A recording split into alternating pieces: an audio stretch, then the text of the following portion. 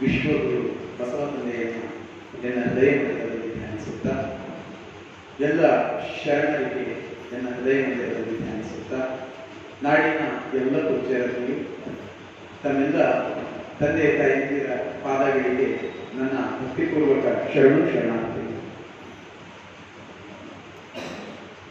ಜಂಗಮ ಸೇವೆಯೇ ಗುರು ಪೂಜೆಯೆಂದರಿದ,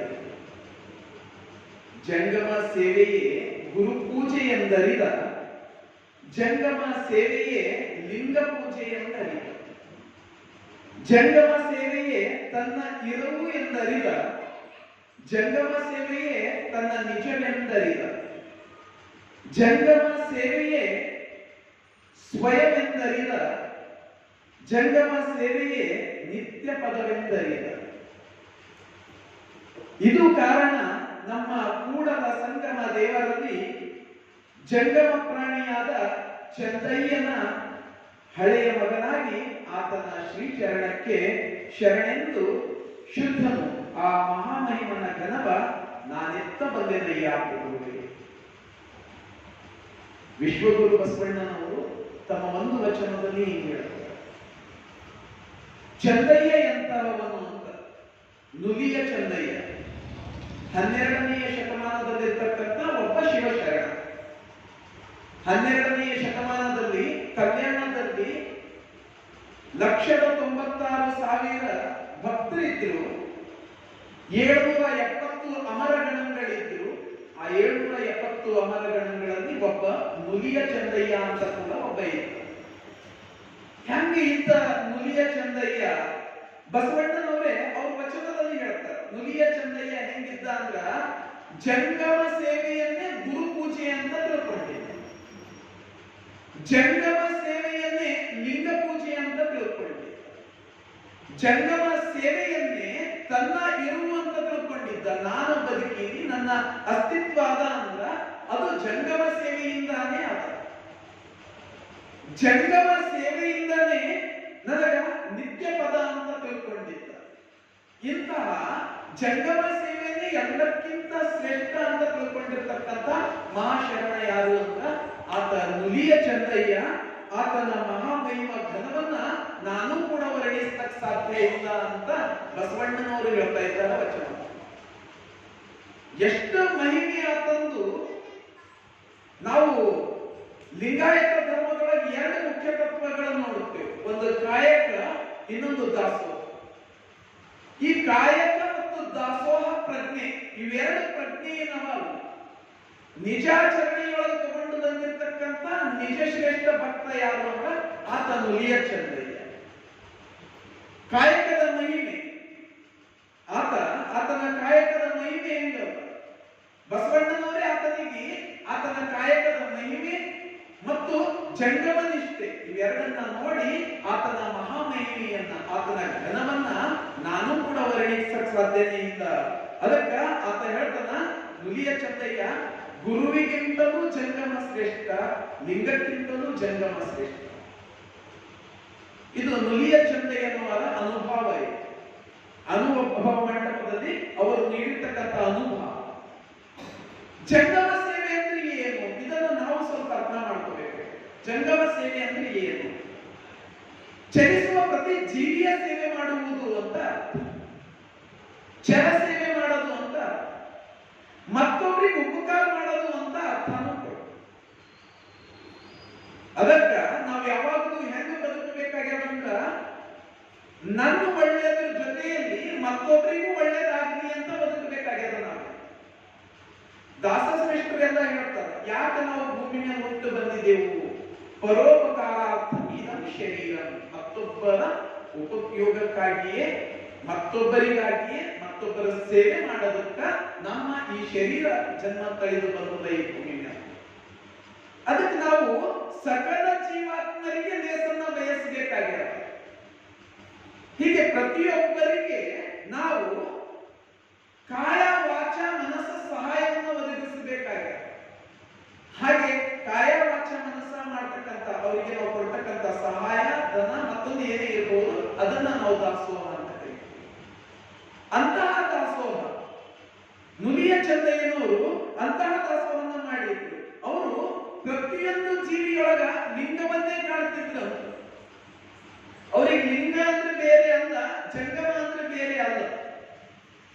ಲಿಂಗ ಪೂಜೆ ಎಲ್ಲಕ್ಕಿಂತ ಮಹತ್ವದಿದ್ದಿಲ್ಲ ಅವ್ರ ಲೆಕ್ಕದೊಳಗೆ, ಜಂಗಮ ಪೂಜೆ ಎಲ್ಲಕ್ಕಿಂತ ಮಹತ್ವದಿತ್ತು. ಯಾಕಂದ್ರ ಅವರು ನಿಜವಾಗ್ಲೂ ಅರ್ಥ ಮಾಡ್ಕೊಂಡಿದ್ರು ಬಸವಣ್ಣನವರ ನುಡಿಯನ್ನ. ಲಿಂಗದ ಬಾಯಿ ಜಂಗಮವೆಂದು ಬಡಿ ಪದಾರ್ಥವನ್ನಿಕ್ಕಬೇಕು. ಲಿಂಗಕ್ಕೆ ನಾವು ಬೋಧ ಹಿಡಿದ್ರ ಲಿಂಗ ಯಾವತ್ತೂ ಆಹಾರ ಸ್ವೀಕಾರ ಮಾಡಲ್ಲ. ಉಣ್ಣಲಾರದ ಲಿಂಗಕ್ಕೆ ಬೋನವ ಹಿಡಿ ಹಿಡಿ ಅನ್ನೋರು ನಾವು. ಲಿಂಗ ಬೋನ ಊಟ ಮಾಡಲ್ಲ, ಪ್ರಸಾದ ಸೇವನೆ ಮಾಡಲ್ಲ. ಅದು ಯಾರಿಗೆ ಅವಶ್ಯಕತೆ ಅದ ಅವ್ರಿಗೆ ಪಟ್ಟೆವಲ್ಲ, ಲಿಂಗಕ್ಕೆ ತಾನಾಗಿಯೇ ಸಂತೋದು. ಅದಕ್ಕೆ ನಾವು ಏನ್ ತಿಳ್ಕೊಬೇಕಾಗ್ಯದ, ಲಿಂಗದ ಬಾಯಿ ಜಂಗಮ ಅಂತ ತಿಳ್ಕೊಂಡು ಜಂಗಮರಿಗೆ ದಾಸೋಹವನ್ನ ಮಾಡಬೇಕಾಗ್ಯದ. ಇದು ನುಲಿಯ ಚಂದಯ್ಯನವರ ಅನುಭವ. ಅವರು ಎರಡು ತತ್ವಗಳನ್ನ ತಮ್ಮ ಬದುಕಿನೊಳಗೆ ಬಹಳ ಕಾಯ ವಾಚ ನಿಷ್ಠೆಯಿಂದ ಅಳವಡಿಸಿಕೊಂಡಿದ್ರು. ಒಂದು ಕಾಯಕ, ಇನ್ನೊಂದು ದಾಸೋಹ. ಕಾಯಕ ಅಂದ್ರೆ ಏನು? ತನುವನ್ನ ಸವಿಸಿ ಮಾಡ್ತಕ್ಕಂಥ ಕೆಲಸ, ಅದು ಮನಸ್ಸಿನಿಂದ ಮಾಡ್ತಕ್ಕಂಥ ಕೆಲಸ. 12ನೇ ಶತಮಾನದ ಶರಣರೊಳಗೆ ಇವರು ಅಪರೂಪದ ಶರಣರು ನುಲಿಯ ಚಂದಯ್ಯನವರು. ಎಂಥ ಅಪರೂಪದ ಶರಣ ಅಂತ, ನನ್ನ ಕಾಯಕಕ್ಕೆ ಭಂಗ ಬರಬಾರದು ಅಂತ ಲಿಂಗವನ್ನೇ ತಿರಸ್ಕಾರ ಮಾಡಿರ್ತಕ್ಕಂಥ ಶರಣ. ಲಿಂಗವನ್ನೇ ಲಿಂಗ ಇವ್ರು ಬೆನ್ನತ್ತು ಬಂದ್ರು ಲಿಂಗವನ್ನೇ ತಿರಸ್ಕಾರ ಮಾಡಿರ್ತಕ್ಕಂಥ ಮಹಾಶರಣ ಈತ ನುಲಿಯ ಚಂದಯ್ಯ. 12ನೇ ಶತಮಾನದಲ್ಲಿ ನುಲಿಯ ಕಾಯಕವನ್ನ ಮಾಡ್ಕೊಂಡಿದ್ದ. ನುಲಿಯ ಕಾಯಕ ಅಂದ್ರ ನೂಲುವ ಕಾಯಕ. ಹಗ್ಗ ಹೊಸಿದ್ರು, ಹಗ್ಗ ಹೊಸಿಯೋದು, ಕಿಳ್ಳಿ ಮಾಡೋದು, ಅದನ್ನ ಮಾರಾಟ ಮಾಡೋದು, ಇದು ಅವ್ರ ಕಾಯಕ ಇತ್ತು. 12ನೇ ಶತಮಾನದಲ್ಲಿರ್ತಕ್ಕಂಥ ಒಬ್ಬ ಶರಣ ಇತ್ತು ನುಲಿಯ ಚಂದಯ್ಯ. ಅನುಭವ ಮಂಟಪದಲ್ಲಿ ಇದ್ರು. ಈಗಲೂ ಬಸವ ಕಲ್ಯಾಣ ತ್ರಿಪುರಾಂತ ಕೆರೆಯ ದಡದ ಮೇಲೆ ನುಲಿಯ ಚಂದಯ್ಯನವರದು ಗವಿ ಅದ. ಅದನ್ನ ಈಗ ಅಭಿವೃದ್ಧಿ ಪಡಿಸ್ಯಾರ, ಬಹಳ ಚಂದ ಅದ, ಹೋಗಬೇಕು, ನೋಡಬೇಕು. ಯಾಕಂದ್ರ ನುಲಿಯ ಚಂದಯ್ಯ ಮಹಾನುಭಾವಿ. ಎರಡು ತತ್ವಗಳನ್ನ ತನ್ನ ಬದುಕಿನೊಳಗೆ ಅಳವಡಿಸಿಕೊಳ್ಳೋದಲ್ಲದೆ ಅವುಗಳ ಮಹತ್ತನ್ನ ಸಾರಿರ್ತಕ್ಕಂಥ ಮಹಾನುಭಾವಿ ನುಲಿಯ ಚಂದಯ್ಯನವರು.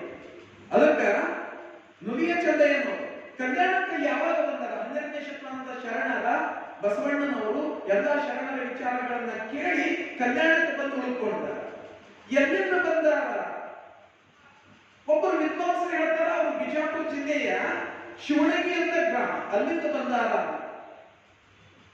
ಬಿಜಾಪುರ ಜಿಲ್ಲೆಯ ಶಿವಣಗಿ ಅಂತ ವಿದ್ವಾಂಸರು ಹೇಳಿದ್ರು. ಬೇರೆ ಎಲ್ಲೋ ಅವ್ರ ಊರಿನ ಬಗ್ಗೆ ಎಲ್ಲೂ ಉಲ್ಲೇಖ ಇಲ್ಲ.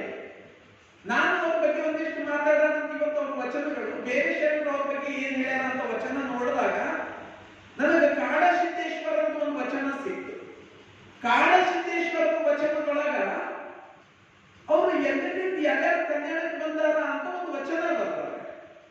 ಆ ವಚನದೊಳಗ ನುಲಿಯ ಚಂದಯ್ಯನವ್ರದ್ದು ಉಲ್ಲೇಖ ಹಿಂಗ ಬರ್ತಿದ್ದಾರೆ. ಒಂದು 30 ಉಲ್ಲೇಖ ಕೊಡ್ತೀನಿ ನಾನು. ಮೋಳಿಗೆ ಮಾರ ತಂದೆಗಳು ಕಾಶ್ಮೀರ ದೇಶದ ಅರಸು. ಇದನ್ನ ನಾವೆಲ್ಲರೂ ಒಪ್ಕೊಂಡಿದ್ದವ. ಕಾಶ್ಮೀರದ ರಾಜರಾಗಿದ್ರು, ಕಲ್ಯಾಣಕ್ಕೆ ಬಂದಿದ್ರು ಮೋಳಿಗೆ ಮಾರಯ್ಯ. ಕಾಡಸಿದ್ದೇಶ್ವರರು ವಚನದೊಳಗೆ ಹೇಳ್ತಾರೆ, ಮೋಳಿಗೆ ಮಾರ ತಂದೆಗಳು ಕಾಶ್ಮೀರ ದೇಶದ ಅರಸು, ನಿಜಗುಣ ಸ್ವಾಮಿಗಳು ಕೈಕಾಡ ದೇಶದ ಅರಸು, ನುಲಿಯ ಚಂದಯ್ಯನವರು ಕೈಕಾಣ್ಯ ದೇಶದ ಅರಸು. ಎಲ್ಲೂ ಲೇಖನಗಳಲ್ಲಿ ಉಲ್ಲೇಖ ಇಲ್ಲ, ಯಾರು ವಿದ್ವಾಂಸರು ಬಂದಿಲ್ಲ, ಹೆಂಗ್ ಕಣ್ಣಿಗೆ ಸಿಕ್ಕಿದ್ದು ಗೊತ್ತಿಲ್ಲ. ವಚನದೊಳಗೆ ಈಗ ನನಗೆ ಸಿಕ್ತು. ಅಂದ್ರ ನುಲಿಯ ಚಂದಯ್ಯನವರು ಕಲ್ಯಾಣಕ್ಕೆ ಬರೋದಕ್ಕಿಂತ ಮುಂಚೆ ಒಂದು ಪ್ರದೇಶದ ರಾಜರಿದ್ದರು. ಅವರು ಕೂಡ ಒಂದು ಪ್ರದೇಶದ ರಾಜ ಆಗಿದ್ದುಕೊಂಡು ತನ್ನ ಇಡೀ ರಾಜ್ಯವನ್ನ ಬಿಟ್ಟು, ತನ್ನ ವೈಭವದ ಜೀವನವನ್ನ ಬಿಟ್ಟು ಕಲ್ಯಾಣಕ್ಕೆ ಬಂದು ಸಾಮಾನ್ಯ ಶರಣರಂತ ಬದುಕ್ತಾರಲ್ಲ, ಅದು ತಾನೇ ಸ್ವತಃ ಕಾಯಕ ಮಾಡಿಕೊಂಡು. ಅವ್ರ ದೇಶದಾಗಿದ್ರು, ಎಲ್ಲ ವ್ಯವಸ್ಥೆ ಇರ್ತಿತ್ತು, ರಾಜ ಇದ್ರು, ಎಲ್ಲರಿಗೂ ಅನುಕೂಲ ಇರ್ತಿತ್ತು. ಆದ್ರೆ ತನ್ನ ರಾಜ್ಯವನ್ನ ಬಿಟ್ಟು, ಎಲ್ಲ ವೈಭವದ ಜೀವನ ಬಿಟ್ಕೊಟ್ಟು, ಎಲ್ಲ ತ್ಯಾಗ ಮಾಡಿ ಕಲ್ಯಾಣಕ್ಕೆ ಬಂದು ಇಲ್ಲಿ ಹಗ್ಗ ಹಸಿ ಕೆಲಸ ಮಾಡಿಕೊಂಡು ತನ್ನ ಬದುಕನ್ನ ನಡೆಸ್ತಾರಲ್ಲ, ಎಂತ ಪರಿಣಾಮ ಆಗಿತ್ತು ಅದು 12ನೇ ಶತಮಾನದೊಳಗ ವಚನ ಚಳವಳಿ, ಶರಣರ ಕ್ರಾಂತಿ ಎಷ್ಟು ಪರಿಣಾಮ ಮಾಡಿರ್ಬೇಕು. ಎಲ್ಲೆಲ್ಲಿಂದ ರಾಜರು ಬಂದಾರ, ಕಾಶ್ಮೀರದ ರಾಜರ ಕಲ್ಯಾಣಕ್ಕೆ ಬಂದಾರ. ಕೈಕಾಡಿ ರಾಜರ ಕಲ್ಯಾಣಕ್ಕೆ ಬಂದಾರ. ಇವರು ಕೈಕಾಡಿಯ ದೇಶದಿಂದ ಬಂದಾರ. ಅಲ್ಲಿ ರಾಜರಿದ್ರು ಅಂತ. ಬಹುಶಃ ಅಲ್ಲಿಂದೆಲ್ಲ ವೈಭವವನ್ನು ಬಿಟ್ಟು ಇಲ್ಲಿ ಬಂದು ಕಲ್ಯಾಣದ ಉಳ್ಕೊಂಡು ಶರಣರ ಜೊತೆ ಇದ್ದು ಶರಣರ ಜೊತೆನೆ ಬದುಕಿ ತಾನು ಕಾಯಕ ಮಾಡಿಕೊಂಡು ಕಾಯಕದಿಂದ ಬಂದದ್ದನ್ನ ತನಗೆ ಎಷ್ಟು ಬೇಕೋ ಅಷ್ಟು ಸೇವನೆ ಮಾಡಿ ಉಳಿದದ್ದನ್ನ ದಾಸೋಹ ಮಾಡುವ ಮನೋಭಾವ ಇತ್ತು. ಎಲ್ಲಾ ಶರಣರು ಮಾಡ್ತಿದ್ರು, ಎಲ್ಲಾ ಶರಣರು ಕಾಯಕ ಮಾಡ್ತಿದ್ರು. ಎಲ್ಲಾ ಶರಣರು ಕಾಯಕದಿಂದ ಬಂದದ್ದನ್ನ ಶಿವಮುಖದಿಂದ ಬಂದದ್ದು ಶಿವಮುಖಕ್ಕೆ ಅರ್ಪಿತ ಅಂತ ಹೇಳಿ ಎಲ್ಲರೂ ದಾಸೋಹ ಮಾಡುತ್ತಿದ್ರು. ಆದ್ರೆ ಅದ್ರೊಳಗ ಬಹಳ ವಿಶೇಷ ಅಂತ ಅನಿಸ್ತದ ನುಲಿಯ ಚಂದಯ್ಯನವರ ಕಾಯಕ ಮತ್ತು ನುಲಿಯ ಚಂದಯ್ಯನವರ ದಾಸೋಹ. ಅದಕ್ಕ ಎಷ್ಟು ಯಾಕೆ ವಿಶೇಷ ಅನಿಸ್ತದ? ಒಂದು, ಇವ್ರು ಮಾಡ್ತಕ್ಕಂಥ ವೃತ್ತಿ ನುಲಿಯ ಕಾಯಕ. ನೂಲಲ್ಲಿ ಏನು? ದಾರ. ದಾರ ಹಗ್ಗ ಹೊಸೆ ಕೆಲಸ, ದಾರ ಮಾಡ್ತಕ್ಕಂಥ ಕೆಲಸ, ಇವ್ರು ಮಾಡ್ತಕ್ಕಂಥ ಕೆಲಸ. ದಾರಕ್ಕೆ ಬಹಳ ದೊಡ್ಡ ಮಹತ್ವ. ದಾರ ಇರ್ತದ, ಹಗ್ಗ ಇರ್ತದ, ಅದಕ್ಕೆ ತೋಲ್ ಮಹತ್ವ. ಒಂದ್ಸರ್ತಿ ಕತ್ರಿ ಮತ್ತು ಹಗ್ಗ ಎರಡು ಜಗಳ ಆಡ್ಕೊಂಡಿವ. ನಾ ಶ್ರೇಷ್ಠ. ಒಂದು ಕತ್ರಿ ಮತ್ತೊಂದು ಹಗ್ಗ, ಎರಡು ನಾನೇ ಅಂತ ಜಗಳ ಆಡ್ಕೋದು. ಅಂದಾಗ ಕತ್ರಿ ಅಂತ ನೀ ಹೆಂಗ ಶ್ರೇಷ್ಠ ಐತಿ? ನಾನು ಲೋಹದಿಂದ ಮಾಡಿದವಿದ್ದ, ನನಗೆ ಹರಿತವಾದ ಬಾಯಿ ಅದ. ನಾನು ಮನಸ್ಸು ಮಾಡಿದ್ರೆ ಯಾರಿಗೆ ಬೇಕಾದ್ರೂ ಕತ್ತರಿಸ್ತಾ, ನಿನಗೆ ಬೇಕಾದ್ರೂ ಕತ್ತರಿಸ್ತಾ. ಕತ್ರಿ ಹಗ್ಗ ಅಂತೂ ಇಲ್ಲ, ನಾನೇ ಶ್ರೇಷ್ಠ ಇದ್ದ, ನಾ ಯಾರಿಗೆ ಬೇಕಾದ್ರೂ ಬಂಧಿಸ್ತಾ. ಎರಡು ಜಗಳ ಆಡ್ಕೋತಾವ. ಯಾರು ಶ್ರೇಷ್ಠರ ನೋಡಾರಿ ಅಂತೇಳಿ ಎರಡು ತಮ್ಮ ಶಕ್ತಿ ಪ್ರದರ್ಶನ ಮಾಡಕ್ ಶುರು ಮಾಡಿ. ಕತ್ರಿ ಏನ್ ಮಾಡ್ಯದಂದ್ರ ಎದುರು ಸಿಕ್ಕವರಿಗೆಲ್ಲ ಕತ್ತರಿಸ್ಕೋತ ಹೋಯ್ತಂತ. ಹಗ್ಗ ಏನ್ ಮಾಡ್ಯದ ಎದುರು ಸಿಕ್ಕವರಿಗೆಲ್ಲ ಕಟ್ಟಾಕೋತ್ ಹೋಗ್ತಾನ. ಹಿಂಗ ಮಾಡ್ಕೋತ ಹೋದ ಕಡಿಗೆ ಏನಾಯ್ತು, ಕತ್ರಿ ಕಡಿ ಇದ್ದವ್ರು ಎಲ್ಲರೂ ಸತ್ತು ಹೋದ್ರು. ಕತ್ತರಿಸಿಂಬ ಇರ್ತಾರ. ಹಗ್ಗ ಕಡಿ ಇದ್ದವರು ಎಲ್ಲರಿಗೂ ಜೋಡಿಸಿದ ಕಡೆದು ಲಕ್ಷ ಮಂದಿ ಒಂದು ಕಡಿ ಬಂದರು. ಆಗ ಹಗ್ಗ ಏನ್ ಮಾಡ್ತು, ಅವರೆಲ್ಲರ ಮೇಲೆ ಅದೇ ರಾಜ ಆಯ್ತು.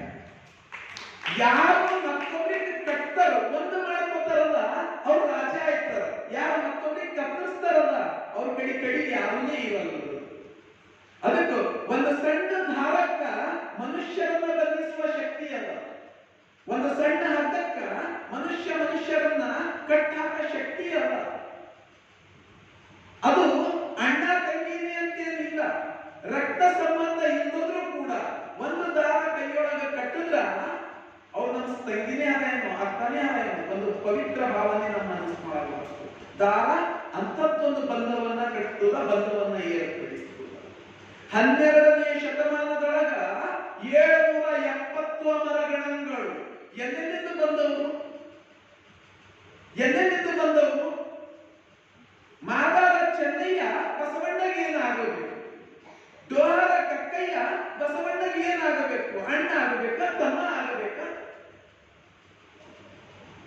ಅಷ್ಟು ಜನ ಶರಣರು ತಮ್ಮ ದೇಶ ತೊರೆದು, ತಮ್ಮ ರಾಜ್ಯ ತೊರೆದು, ತಮ್ಮ ಮನೆ ತೊರೆದು, ತಮ್ಮ ಮಠ ತೊರೆದು, ಏನೇನು ಬಂಧು ಬಳಗ ಸಂಬಂಧ ಸಂಸಾರ ಎತ್ತು ಎಲ್ಲ ಕಡ್ಕೊಂಡು ಬಸವಣ್ಣನ ಕಡೆ ಓಡ್ಕೊಂಡು ಬಂದಾರಲ್ಲ. ಬಸವಣ್ಣ ಎನ್ನುವ ಹಗ್ಗ ರಕ್ಷಾಬಂಧನವಾಗಿ ಎಲ್ಲಾ ಶರಣರನ್ನ ಕಟ್ಟ ಹಾಕಿತ್ತು. ಆ ಬಸವಣ್ಣ ಅನ್ನುವ ಹಗ್ಗದೊಳಗ ಮಹಾನೂಲಾಗಿ ಮೆರೆದಾತ ನುಲಿಯ ಚಂದಯ್ಯ. ಆತ ಮಾಡತಕ್ಕಂಥ ಕಾಯಕ ಅದಕ್ಕದು ಶ್ರೇಷ್ಠವಾದ ಕಾಯಕ. ಅದು ಹೊಸೆಯುವ ಕಾಯಕ, ಅದು ಬೆಸೆಯುವ ಕಾಯಕ. ಏನನ್ನ ಹೊಸಿತಿತ್ತು, ಏನನ್ನ ಬೆಸಿತಿತ್ತು. ಅದು ಜನಗಳನ್ನ ಹೊಸಿತಿತ್ತು, ಮನಗಳನ್ನ ಬೆಸಿತಿತ್ತು. ಎಲ್ಲರನ್ನ ಒಂದುಗೂಡಿಸ್ತಕ್ಕಂಥ ಕೆಲಸ ಅದು 12ನೇ ಶತಮಾನದೊಳಗಾಗ್ಯದ. ಅದರಿಂದ ಒಂದು ಸಣ್ಣ ದಾರ ಆಗಿ ಕೆಲಸ ಮಾಡಿದವರು ನುಲಿಯ ಚಂದಯ್ಯನವರು. ಅದಕ್ಕೆ ನಾವು ಪ್ರತಿ ವರ್ಷ ಶ್ರಾವಣ ಮಾಸದಲ್ಲಿ ಬರ್ತಕ್ಕಂಥ ನೂಲಿನ ಹುಣ್ಣಿಮೆ ಏನದ ಅದನ್ನ ನಾವು ಶರಣ ನುಲಿಯ ಚಂದಯ್ಯನವರ ಜಯಂತಿ ಅಂತ ಆಚರಣೆ ಮಾಡ್ತೀವಿ. ನೂಲ ಹುಣ್ಣಿಮೆ ಅದು ನುಲಿಯ ಚಂದಯ್ಯನವರ ಜಯಂತಿ. ಅದನ್ನ ನಾವು ಆ ಶರಣರನ್ನ ಅದಕ್ಕೆ ನಾವು ನೂಲ ಹುಣ್ಣಿಮೆಯ ದಿವಸ ನೆನಪಿಸಿಕೊಳ್ಬೇಕು. ಯಾಕಂದ್ರೆ ಅವರು ಬಂಧಿಸ್ತಕ್ಕಂಥ ಕೆಲಸ ಮಾಡ್ಯಾರ. ಜೊತೆಯಲ್ಲಿ ಕಾಯಕ ಅಂದ್ರೆ ಏನು, ಕಾಯಕ ಪ್ರಜ್ಞೆಯನ್ನ ಕೊಟ್ಟಾರ. ದಾಸೋಹ ಅಂದ್ರೆ ಏನು, ದಾಸೋಹ ಪ್ರಜ್ಞೆಯನ್ನ ಕೊಟ್ಟಾರ. ಇಂತಹ ಶರಣರಾಗಿದ್ರು ನುಲಿಯ ಚಂದಯ್ಯನು. ಅವ್ರು ಹೇಳ್ತಿದ್ರು ಮುಖ್ಯವಾಗಿ ಎಲ್ಲರಿಗೂ ಕಾಯಕ ಬೇಕು, ದುಡಿಲಾರದೆ ಯಾರು ತಿನ್ನಬಾರದು ಅಂತ ಇದವ್ರ ತತ್ವ. ದುಡಿಲಾರದೆ ಕೆಲಸ ಮಾಡಲಾರದೆ ಸುಮ್ಮನೆ ಕೂಡಬಾರ್ದು ಯಾರು. ಯಾರ್ಯಾರು ಕೆಲಸ ಮಾಡಬೇಕು ಹಾಗಂದ್ರ ನುಲಿಯ ಚಂದಯ್ಯನವರು ಹೇಳ್ತಾರೆ, ಗುರುವಾದರೂ ಕಾಯಕದಿಂದಲೇ ಜೀವನ. ಗುರು ಇದ್ರೂ ಕೂಡ ಆತ ಕಾಯಕ ಮಾಡಲೇಬೇಕು. ಗುರುವಾದರೂ ಕಾಯಕದಿಂದಲೇ ಜೀವನ ಮುಕ್ತಿ, ಲಿಂಗವಾದರೂ ಕಾಯಕದಿಂದಲೇ ವೇಷದ ಪಾಶದ ಹಂಗು ಹರಿಯುವುದು. ಗುರುವಾದರೂ ಚರಸೇವೆಯೇ ಮಾಡಬೇಕು, ಲಿಂಗವಾದರೂ ಚರಸೇವೆಯೇ ಮಾಡಬೇಕು, ಜಂಗಮವಾದರೂ ಚರಸೇವೆಯೇ ಮಾಡಬೇಕು, ಚನ್ನಬಸವಣ್ಣ ಪ್ರಿಯ ಚಂದೀಶ್ವರ ಲಿಂಗದ ಬಹಳ ಚಂದ ಹೇಳ್ತಾರೆ. ಒಬ್ಬ ಗುರು ಅನ್ನೋದನ್ನು ಆತ ಕಾಯಕನೇ ಮಾಡಬೇಕು, ಕಾಯಕದಿಂದಲೇ ಜೀವನ ಮುಕ್ತಿ. ಗುರುಗಳಿಗೆ ಆತ ಕಾಯಕರಿ, ಕಾಯಕ ಇಲ್ಲ ಅಂದ್ರೆ ಅವರಿಗೂ ಜೀವನ ಮುಕ್ತಿ. ಲಿಂಗವಾದರೂ ಕಾಯಕವನ್ನೇ ಮಾಡಬೇಕು, ಕಾಯಕದಿಂದಲೇ ಲಿಂಗಕ್ಕೆ ಜೀವನ ಮುಕ್ತಿ. ಅದೇನು ಲಿಂಗ ಕಾಯಕ ಮಾಡ್ತೀವಿ, ಆಶ್ಚರ್ಯ ಪಡ್ತೀವಿ ನಾವೆಲ್ಲ. ಲಿಂಗದಿಂದ ಕೆಲಸ ಮಾಡಕ್ ಹಚ್ಚಿದ್ರು ನುಲಿಯ ಚಂದಯ್ಯನವರು. ಅದ್ಭುತವಾದ ಘಟನೆ ಬರ್ತದೆ, ಒಂದು ಸ್ವಾರಸ್ಯಕರ ಘಟನೆ. ಪವಾಡದ ಕಥೆ ಇರುವುದು, ಅದರೊಳಗೊಂದು ಅರ್ಥನೂ ಅಲ್ಲ, ವಿಚಾರ. ಅದಕ್ಕೆ ಹೇಳ್ತಾರೆ, ಗುರು ಆದ್ರೂ ಕಾಯಕ ಮಾಡಬೇಕು, ಲಿಂಗ ಆದ್ರೂ ಕಾಯಕ ಮಾಡಬೇಕು, ಗುರು ಆದ್ರೂ ಚರಸೇವೆ ಮಾಡಬೇಕು, ಜಂಗಮ ಸೇವೆ ಮಾಡಬೇಕು, ದಾಸೋಹ ಮಾಡಬೇಕು. ಆತ ಲಿಂಗವಾದರೂ ಕೂಡ ಚರಸೇವೆ ಮಾಡಬೇಕು, ಜಂಗಮವಾದರೂ ಕೂಡ ಚರಸೇವೆ ಮಾಡಬೇಕು. ಎಂತ ವಿಚಾರಗಳಿವೆ. ಅದಕ್ಕ ನಾವು ಯಾವಾಗಲೂ ನಮ್ಮ ಬದುಕಿನೊಳಗೆ ಇವೆರಡು ಸಿದ್ಧಾಂತಗಳು, ಇವೆರಡು ತತ್ವ, ನಮ್ಮ ಶರಣ ಧರ್ಮದ ತತ್ವಗಳು ಏನವಲ್ಲ, ಯಾವತ್ತಿಗೂ ಮರಿಲಕ್ಕೆ ಹೋಗಬಾರದು. ಒಂದು ಕಾಯಕ, ಇನ್ನೊಂದು ದಾಸೋಹ ಪ್ರಕ್ರಿಯೆ. ಕಾಯಕ ಇಲ್ಲ ಅಂದ್ರೂ ನಮಗೆ ಮುಕ್ತಿ ಇಲ್ಲ, ದಾಸೋಹ ಇಲ್ಲ ಅಂದ್ರೂ ಮುಕ್ತಿ ಇಲ್ಲ. ಇದನ್ನ ನಮಗ ನುಲಿಯ ಚಂದಯ್ಯನವರು ತಿಳಿಸಿಕೊಡ್ತಾರೆ. ಐದಕ್ಕಿ ಮಾರಯ್ಯನವರು ಇಂಥದ್ದು ಒಂದು ವಚನ ಹೇಳ್ಯಾರ, ಕಾಯಕದ ಎಷ್ಟು ಮಹತ್ವ ಅದ ಅಂತ ಹೇಳಿ. ಕಾಯಕದಲ್ಲಿ ನಿರತನಾದೊಡೆ ಗುರು ದರ್ಶನವಾದಳು ಮರೆಯಲು. ಕಾಯಕದಲ್ಲಿ ನಿರತನಾದಡೆ ಲಿಂಗ ಪೂಜೆಯಾದಳು ಮರೆಯಬೇಕು. ಕಾಯಕದಲ್ಲಿ ನಿರತನಾದಡೆ ಜಂಗಮ ಮುಂದೆ ನಿಂತಿದ್ದಳು ಹಂಗ ಹರಿಯಬೇಕು. ಕಾಯಕವೇ ಕೈಲಾಸವಾದ ಕಾರಣ ಅಮರೇಶ್ವರ ಲಿಂಗವಾಯಿತಾದಳು ಕಾಯಕಗಳು. ನಾವು ಕಾಯಕದ ಇದ್ದೇವಂತ ತಿಳ್ಕೋರಿ, ಗುರುವೇ ಸಾಕ್ಷಾತ್ ಎದುರಿಗೆ ಬಂದು ನಿಂತಾನ, ಗುರುವಿನ ದರ್ಶನ ಬೇಕಾದ್ರೂ ಮರಿಬಹುದು. ನಾವು ನಮ್ಮ ಕೆಲಸದಾಗಿದ್ದೇವಂತ, ಕಾಯಕದೊಳಗಿದ್ದೇವಂತ, ಲಿಂಗ ಪೂಜೆ ಬೇಕಾದ್ರೂ ಮರಿಬಹುದು. ಇದು ನಾವು ನಿಜವಾಗ್ಲೂ ಇದರ ಅರ್ಥ ಎಲ್ಲಿ ನೋಡ್ತೇವಂದ್ರ ನುಲಿಯ ಚಂದಯ್ಯನವರ ಜೀವನದ ಘಟನೆಯೊಳಗೆ ನೋಡೋದು. ಕಾಯಕವನ್ನ, ಈ ಕಾಯಕ ತತ್ವವನ್ನ, ಸಿದ್ಧಾಂತವನ್ನ ತನ್ನ ಬದುಕಿನೊಳಗ ಬಹಳ ಸುಂದರವಾಗಿ ಅಳವಡಿಸಿಕೊಂಡವ್ರು ಯಾರು ಅಂದ್ರ ನುಲಿಯ ಚಂದಯ್ಯನ. ಒಂದು ಘಟನೆ ಬರ್ತದೆ ಅವ್ರ ಜೀವನದೊಳಗೆ. ಮೊನ್ನೆ ಚನ್ನಬಸವಣ್ಣನವರ ಬಗ್ಗೆ ಹೇಳಬೇಕಾದ್ರೆ ಈ ಘಟನೆ ನಾನು ಸ್ವಲ್ಪ ಮಟ್ಟಿಗೆ ಹೇಳಿದ್ದೆ. ಮತ್ತೊಂದು ನೆನಪಿಸಿಕೊಳ್ಳೋಣ ಆ ಘಟನೆ. ನುಲಿಯ ಚಂದಯ್ಯನವರು ಕಲ್ಯಾಣದೊಳಗಿದ್ದಾಗ ಶರಣರ ಅನುಭವ ಮಂಟಪದೊಳಗ ಶರಣರ ಜೊತೆ ಎಲ್ಲ ಚಿಂತನೆ ಮಾಡೋರು, ಅನುಭವಗಳನ್ನ ಹಂಚಿಕೊಳ್ಳೋರು, ಕಾಯಕ ತತ್ವ ಅಳವಡಿಸಿಕೊಂಡು, ಜಂಗಮ ದಾಸೋಹ ಅಳವಡಿಸಿಕೊಂಡು, ಲಿಂಗ ಪೂಜೆಯನ್ನ ಮಾಡೋರು ಒಬ್ಬ ಸದಾಚಾರಿ ಭಕ್ತರಾಗಿದ್ದರು ನುಲಿಯ ಚಂದಯ್ಯ. ಮತ್ತು ಪ್ರತಿದಿನ ಅವರು ಕಾಯಕ ಏನದ ಮಾಡ್ತಿದ್ರು. ಏನು ಕಾಯಕ? ಪ್ರತಿದಿನ ಅಡವಿಗೆ ಹೋಗೋದು, ಕಾಡಿಗೆ ಹೋಗೋದು, ಹಗ್ಗ ಸಿಯಕ್ಕ ಹುಲ್ಲು ಸಿಗುತ್ತದೆ, ಮೆರಿಯ ಹುಲ್ಲು, ಆ ಹುಲ್ಲನ್ನ ತಗೊಂಡು ಬರೋದು, ಅದು ಒಣಗಿಸೋದು, ಅದರಿಂದ ಹಗ್ಗ ಮಾಡೋದು, ಈ ಕೆಲಸ ಪ್ರತಿದಿನ ಮಾಡ್ತಿದ್ರು. ಪ್ರತಿದಿನ ಕಾಯಕ ಮಾಡೋದು, ಅದರಿಂದ ಹಗ್ಗ ಮಾಡೋದು, ಕಿಂಡಿ ತಯಾರು ಮಾಡೋದು, ದನಡಿ ಕಟ್ಟೋದು, ಅದನ್ನು ಕರಗಿ ಕಿಂಡಿ ಕಟ್ಟೋದು, ಅದೆಲ್ಲ ಮಾಡಿ ಮಾರಾಟ ಮಾಡ್ಕೊಂಡು ಬಂದು ಜೀವನವನ್ನ ನಡೆಸ್ತಿದ್ರು. ಒಂದು ಸರ್ತಿ ಹಿಂಗ ಹುಲ್ಲು, ಮೆರೆಯ ಹುಲ್ಲು ತಗೊಂಡು ಬರ್ಬೇಕಂತ ಹೇಳಿ ಹೋಗ್ತಾರ ಕಾಡಿಗೆ. ಒಂದು ನದಿ ಅದ, ನದಿ ಪಕ್ಕದಲ್ಲಿ ಹುಲ್ಲನ್ನ ಕಟಾವಣೆ ಮಾಡ್ಲತ್ತ, ಹುಲ್ಲು ಕತ್ತರಿಸ್ಕೋತ ನಿಂತ ಕಾಯಕ ಮಾಡ್ಲತ್ತ. ಹಾಗ ಕಾಯಕ ಮಾಡ್ಬೇಕಾದ್ರ ಅವ್ರ ಕೊಳ್ಳಗಿನ ಲಿಂಗ ಜಾರಿ ನೀರಿನಾಗ ಬೀಳುತ್ತೆ, ಲಿಂಗ ಜಾರಿ ನೀರಿನಾಗ ಬೀಳುತ್ತೆ. ಇದು ಹೆಂಗ ಮಾಡ್ಬೇಕು? ಕಾಯಕದಲ್ಲಿ ನೀರತ್ತ. ಈಗ ಲಿಂಗವನ್ನು ತಗೊಳ್ಬೇಕಾ ತಗೋಬಾರದು ವಿಚಾರ ಮಾಡ್ತಾರ ನುಲಿಯ ಚಂದಯ್ಯನವರು. ಕಾಯಕದಲ್ಲಿ ನಿರತನಾದಡೆ ಲಿಂಗ ಪೂಜೆಯಾದರೂ ಮರೆಯಬೇಕು. ನಾನು ಕಾಯಕವಾಗಿದ್ದೀನಿ, ನನ್ನ ಕೊರಳಾಗಿದ್ದು ತಾನೇ ಜಾರಿ ಹೋಗ್ಯದದು ಲಿಂಗಪ್ಪ. ಹೀಗಾಗಿ ನನಗೆ ಅದು ಮಹತ್ವ ಇಲ್ಲ, ನನಗೆ ನನ್ನ ಕಾಯಕನೇ ಮಹತ್ವ. ಹೀಗೆ ವಿಚಾರ ಮಾಡಿ ನೀರಾಗ ಬಿದ್ದಿನ ಲಿಂಗಕ್ಕೆ ಎತ್ತಕ್ಕೆ ಹೋಗಲು ತನ್ನ ಕೆಲಸ ಮಾಡ್ಕೋತ ಹುಲ್ಲನ್ನ ಕತ್ತರಿಸ್ಕೊಂಡು, ಹುಲ್ಲೆಲ್ಲ ಕತ್ತರಿಸ್ಕೊಂಡು ಅದನ್ನ ಹೊರೆ ಕಟ್ಕೊಂಡು ನೋಡ್ತಾರೆ ಲಿಂಗದ ಕಡೆ, ಅದು ನೀರಿನ ಕುಂತದ, ಇವ್ರು ತಾನೇ ಹೊರಟು ಬಿಡ್ತಾರೆ. ಲಿಂಗಕ್ಕೂ ಚಿಂತೆ ಆಯ್ತಂತ. ಇವನು ಮನಸ್ ಪರೀಕ್ಷೆ ಮಾಡ್ಬೇಕಂತ ಹೇಳಿ ಇವನಿನ ಜಾರಿ ಕೆಳಗೆ ಹೋಗ್ಯಾರ. ಇವ ಕಾಯಕ ಬಿಟ್ಟು ನನಗೆ ತಗೋತಾನ ಇಲ್ಲ ಅಂತ, ಇವ್ರು ಕಾಯಕ ಬಿಟ್ಟು ಅದಕ್ಕೆ ತಗೊಂಡಿಲ್ಲ. ಈಗ ಹೋಗುವಾಗ ತಗೋತಾನೆ ಅಂದ್ರೆ ಆಗಲೂ ತಗೊಳಕ್ ತಯಾರಿಲ್ಲ. ನುಡಿಯ ಚಂದಯ್ಯ ತಾನೇ ಹಂಗೆ ಮುಂದೆ ಹೊರಟು ಬಿಟ್ಟು ಲಿಂಗ ಚಿಂತೆ ಬಿತ್ತಂದು ಯಾಕೆ ನಾನು ತಗೊಂಡು ಅಂತ ಕರಿಲತ್ತಂತು.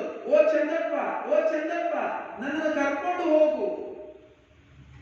ನುಡಿಯ ಚಂದಯ್ಯ ಹೋಗ್ಕೊಡೋರೇ ಇಲ್ಲ, ತಾನೇ ಹಂಗೆ ಮುಂದೆ ನಡೆದರಂತ, ಹಂಗೆ ಮುಂದೆ ನಡೆದರು.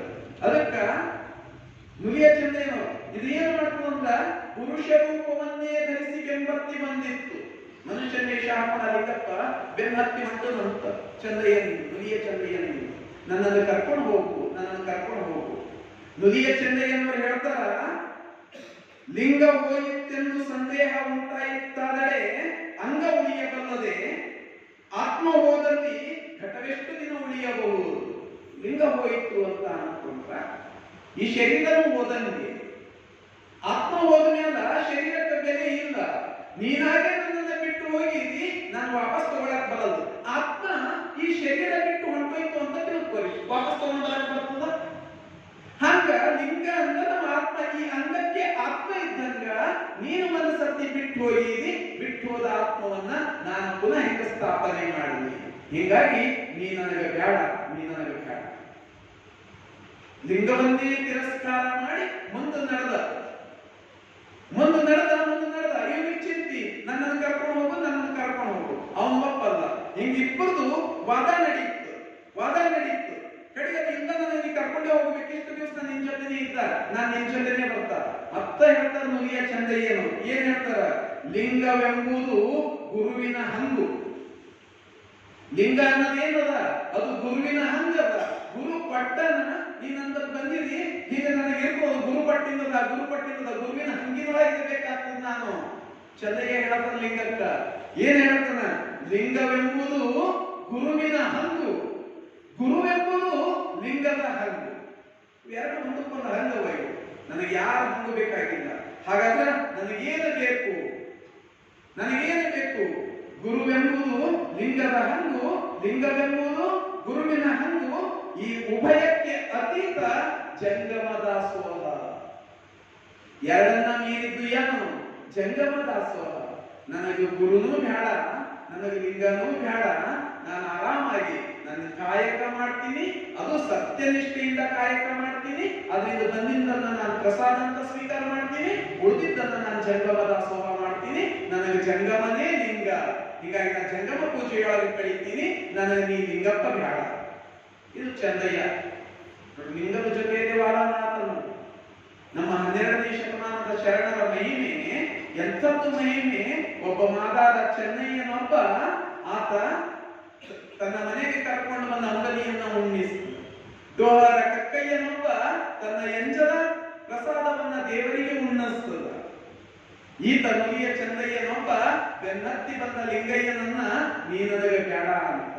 ಇದು ಶರಣರ ಮಹಿಮೆ, ಇಂಥ ಮಹಿಮೆ. ಅದಕ್ಕ ಈ ಉಭಯಕ್ಕೆ ಅತೀತ ಜಂಗಮ ಲಿಂಗ ದಾಸೋಹ ಚಂದೇಶ್ವರ ಲಿಂಗಕ್ಕೆ ಕಟ್ಟುವ ಹೊತ್ತು ಇದೆ ಆ ದೇವರಿಗೆ ಮಾಡ್ತಕ್ಕಂಥ ನಿಯಮ. ಇದಕ್ಕಿಂತ ದೊಡ್ಡ ನಿಯಮ ನನಗೆ ಗೊತ್ತಿಲ್ಲ, ನನಗೆ ನೀನು ಬೇಡ. ಮುಂದೆ ನಡೆದ ಅತ್ತ ಚಂದಯ್ಯ, ಹಿಂದೆ ನಡೆದ ಈತ ಲಿಂಗಯ್ಯ. ನನಗೆ ತಗೊಂಡು ಹೋಗು ಅತ್ತ, ನನಗೆ ನೀ ಬೇಡ. ಹಿಂಗೆ ನಡೀತು. ಕಡೆಗೆ ದಾರ್ಯಾಗ ಸಿಗ್ತಾನ ಗಣಾಚಾರಿ ಮಡಿವಾಳ ಮಾಚಿದೇವ. ಲಿಂಗಪ್ಪ ಓಡ್ಕೊಂಡು ಹೋದ ಮಡಿವಾಳ ಮಾಚಿದೇವನ ಹತ್ರ. ಮಾಚೇನವರೇ, ನೀವಾದ್ರೂ ಎಲ್ಲರ ಮನಸ್ಸನ್ನ ಶುದ್ಧ ಮಾಡೋರು, ಎಲ್ಲರ ಬಟ್ಟೆಯನ್ನ ಶುದ್ಧ ಮಾಡೋರು, ಎಲ್ಲರ ಮನಸ್ಸನ್ನ ಶುದ್ಧ ಮಾಡೋರು. ಈಗ ಚಂದಯ್ಯನ ಮನಸ್ಸನ್ನ ಶುದ್ಧ ಮಾಡು, ನನಗ ಚಂದಯ್ಯನವರು ಸ್ವೀಕಾರ ಮಾಡಂಗ ಮಾಡು. ಮಾಚೇನವರು ಬಂದ್ರು, ಇಬ್ಬರು ತಕರಾರು, ನಡುವರ ತಕರಾರು ಬಿಡಿಸಬೇಕಲ್ಲ. ಒಬ್ಬರು ಮಾಚೇನವರು ಬಂದ್ರು, ತಿಳಿಸ್ ಹೇಳ್ತಾರ ಮುಲಿಯ ಚಂದಯ್ಯನವರಿಗೆ. ಏನ್ ಹೇಳ್ತಾರ? ಜಂಗಮದ ಸೇವೆ ಲಿಂಗ ವಿರಹಿತವಾಗಿರಬೇಕು.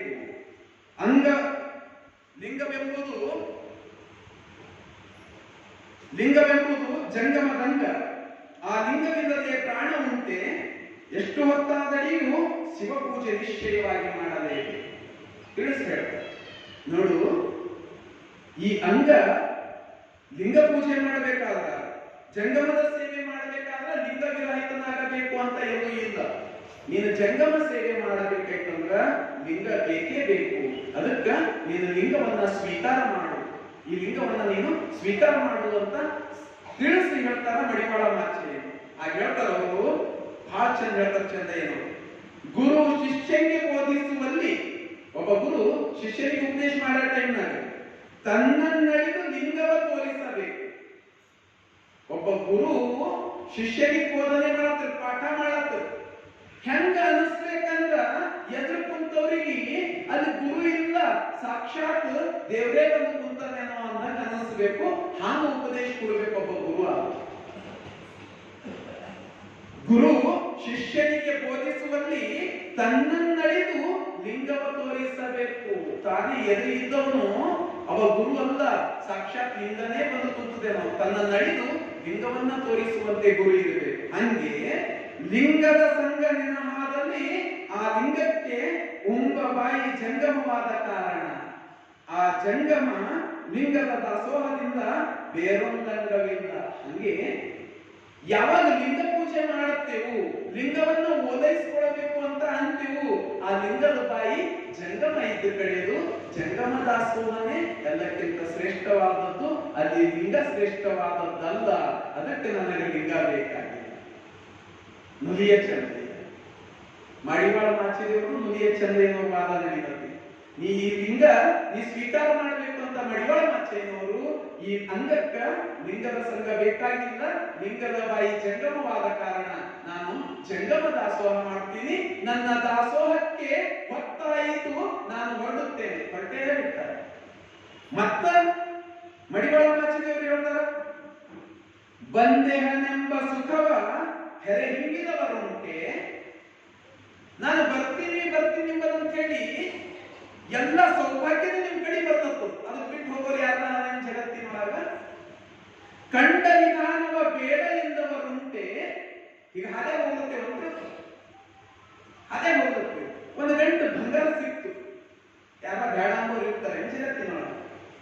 ಕಂಡ ನಿಧಾನವ, ನಿಧಾನ ಅಂದ್ರೆ ಸಂಪತ್ತು, ಸಿಕ್ಕಿರ್ತಕ್ಕಂಥ ಸಂಪತ್ತು, ರೊಕ್ಕ, ವಸ್ತ್ರ, ಒಡವೆ ಏನ್ ಸಿಕ್ತಂತ ಬೇಡ ಅಂಬೋರು ಯಾರ ಜಗತ್ತಿನೊಳಗ ಅದ ಏನು? ಅದಕ್ಕ ಕಲಿದೇವಯ್ಯ ತಾನೇ ಬಂದೆಹನೆಂದಡೆ ಬೇಡ ಎನ್ನಲೇತಕ್ಕೆ ಚಂದ್ರಯ್ಯ. ಸಾಕ್ಷಾತ್ ಕಲಿದೇವರ ದೇವ ಅಂದ್ರೆ ಲಿಂಗ ಸ್ವರೂಪಿ, ಲಿಂಗನೇ ನಾನೇ ನಿನ್ನ ಹತ್ರ ಬರ್ತೀನಿ ಅಂತ ಹೇಳತ್ತದ. ಅದಕ್ಕೆ ಬೇಡ ಅನ್ನೋರು ಯಾರ ಇರ್ತಾರೆ ಜಗತ್ತಿನೊಳಗ? ಹಿಂಗ್ಯಾಕೆ ಮಾಡ್ಲತ್ತಿದ್ದೀನಿ ನೀನು? ಆ ಲಿಂಗವನ್ನ ಸ್ವೀಕಾರ ಮಾಡು. ಮಡಿವಾಳ ಮಾಚಿದೇವರು ಹಿಂಗೆ ಇಬ್ಬರದು ಜಗಳ.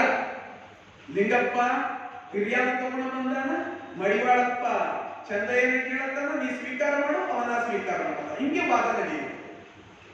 ಕಡೆಗೆ ನುಲಿಯ ಚಂದ್ರಯ್ಯನವರು ಹೇಳ್ತಾರೆ, ಆಯ್ತು ನೀವು ಇಷ್ಟು ಹೇಳತ್ತೀನಿ ಅಂದ್ರೆ ನಾನು ಲಿಂಗಪ್ಪಗೆ ನನ್ನ ಜೊತೆ ಕರ್ಕೊಂಡು ಹೋಗ್ತೀನಿ. ಆದ್ರೆ ಒಂದು ಕಂಡೀಷನ್, ನನ್ನ ಜೊತೆ ಕೆಲಸ ಮಾಡ್ಕೊಂಡಿರ್ಬೇಕು. ಕಾಯಕ ಮಾಡಿದರೆ ಮಾತ್ರ ನನ್ನ ಜೊತೆ ಇರ್ಲಕ್ಕ ಅವಕಾಶ. ಕಾಯಕ ಮಾಡಲ್ಲ ಅಂದ್ರೆ ನಂಗೆ ಲಿಂಗಪ್ಪ ಹೇಳ. ಇದೆಂತ ಮಾತು? ಲಿಂಗದಿಂದನೂ ಕಾಯಕ ಮಾಡಿಸ್ತೀನಿ ಅಂತನೋ? ಯಾಕಂದ್ರೆ ಲಿಂಗಕ್ಕಿಂತ ಕಾಯಕನೇ ಶ್ರೇಷ್ಠ, ಕೆಲಸನೇ ಎಲ್ಲಕ್ಕಿಂತ ಶ್ರೇಷ್ಠ. ಕೆಲಸ ಮಾಡಿಲ್ಲ ಅಂದ್ರ ಜಗದ ಜೀವಿಗಳು ಯಾರು ಬದುಕಕ್ಕೆ ಸಾಧ್ಯನೇ ಇಲ್ಲ. ನಾವೆಲ್ಲ ಬದುಕ್ತೀವಿ ಅಂದ್ರ ಕಾಯಕದಿಂದನೇ ಬದುಕ್ತೀವಿ.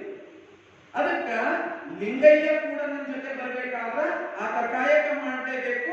ಇಲ್ಲ ಅಂದ್ರ ನೀ ನನ್ನ ಎದುರು ನಿಂದಿರಬೇಡ, ತೊಲಗು. ಒಂದು ವಚನದೊಳಗೆ ಬಹಳ ಚಂದ ಹೇಳ್ತಾರೆ ಚಂದಯ್ಯನವರು. ಏನ್ ಹೇಳ್ತಾರ?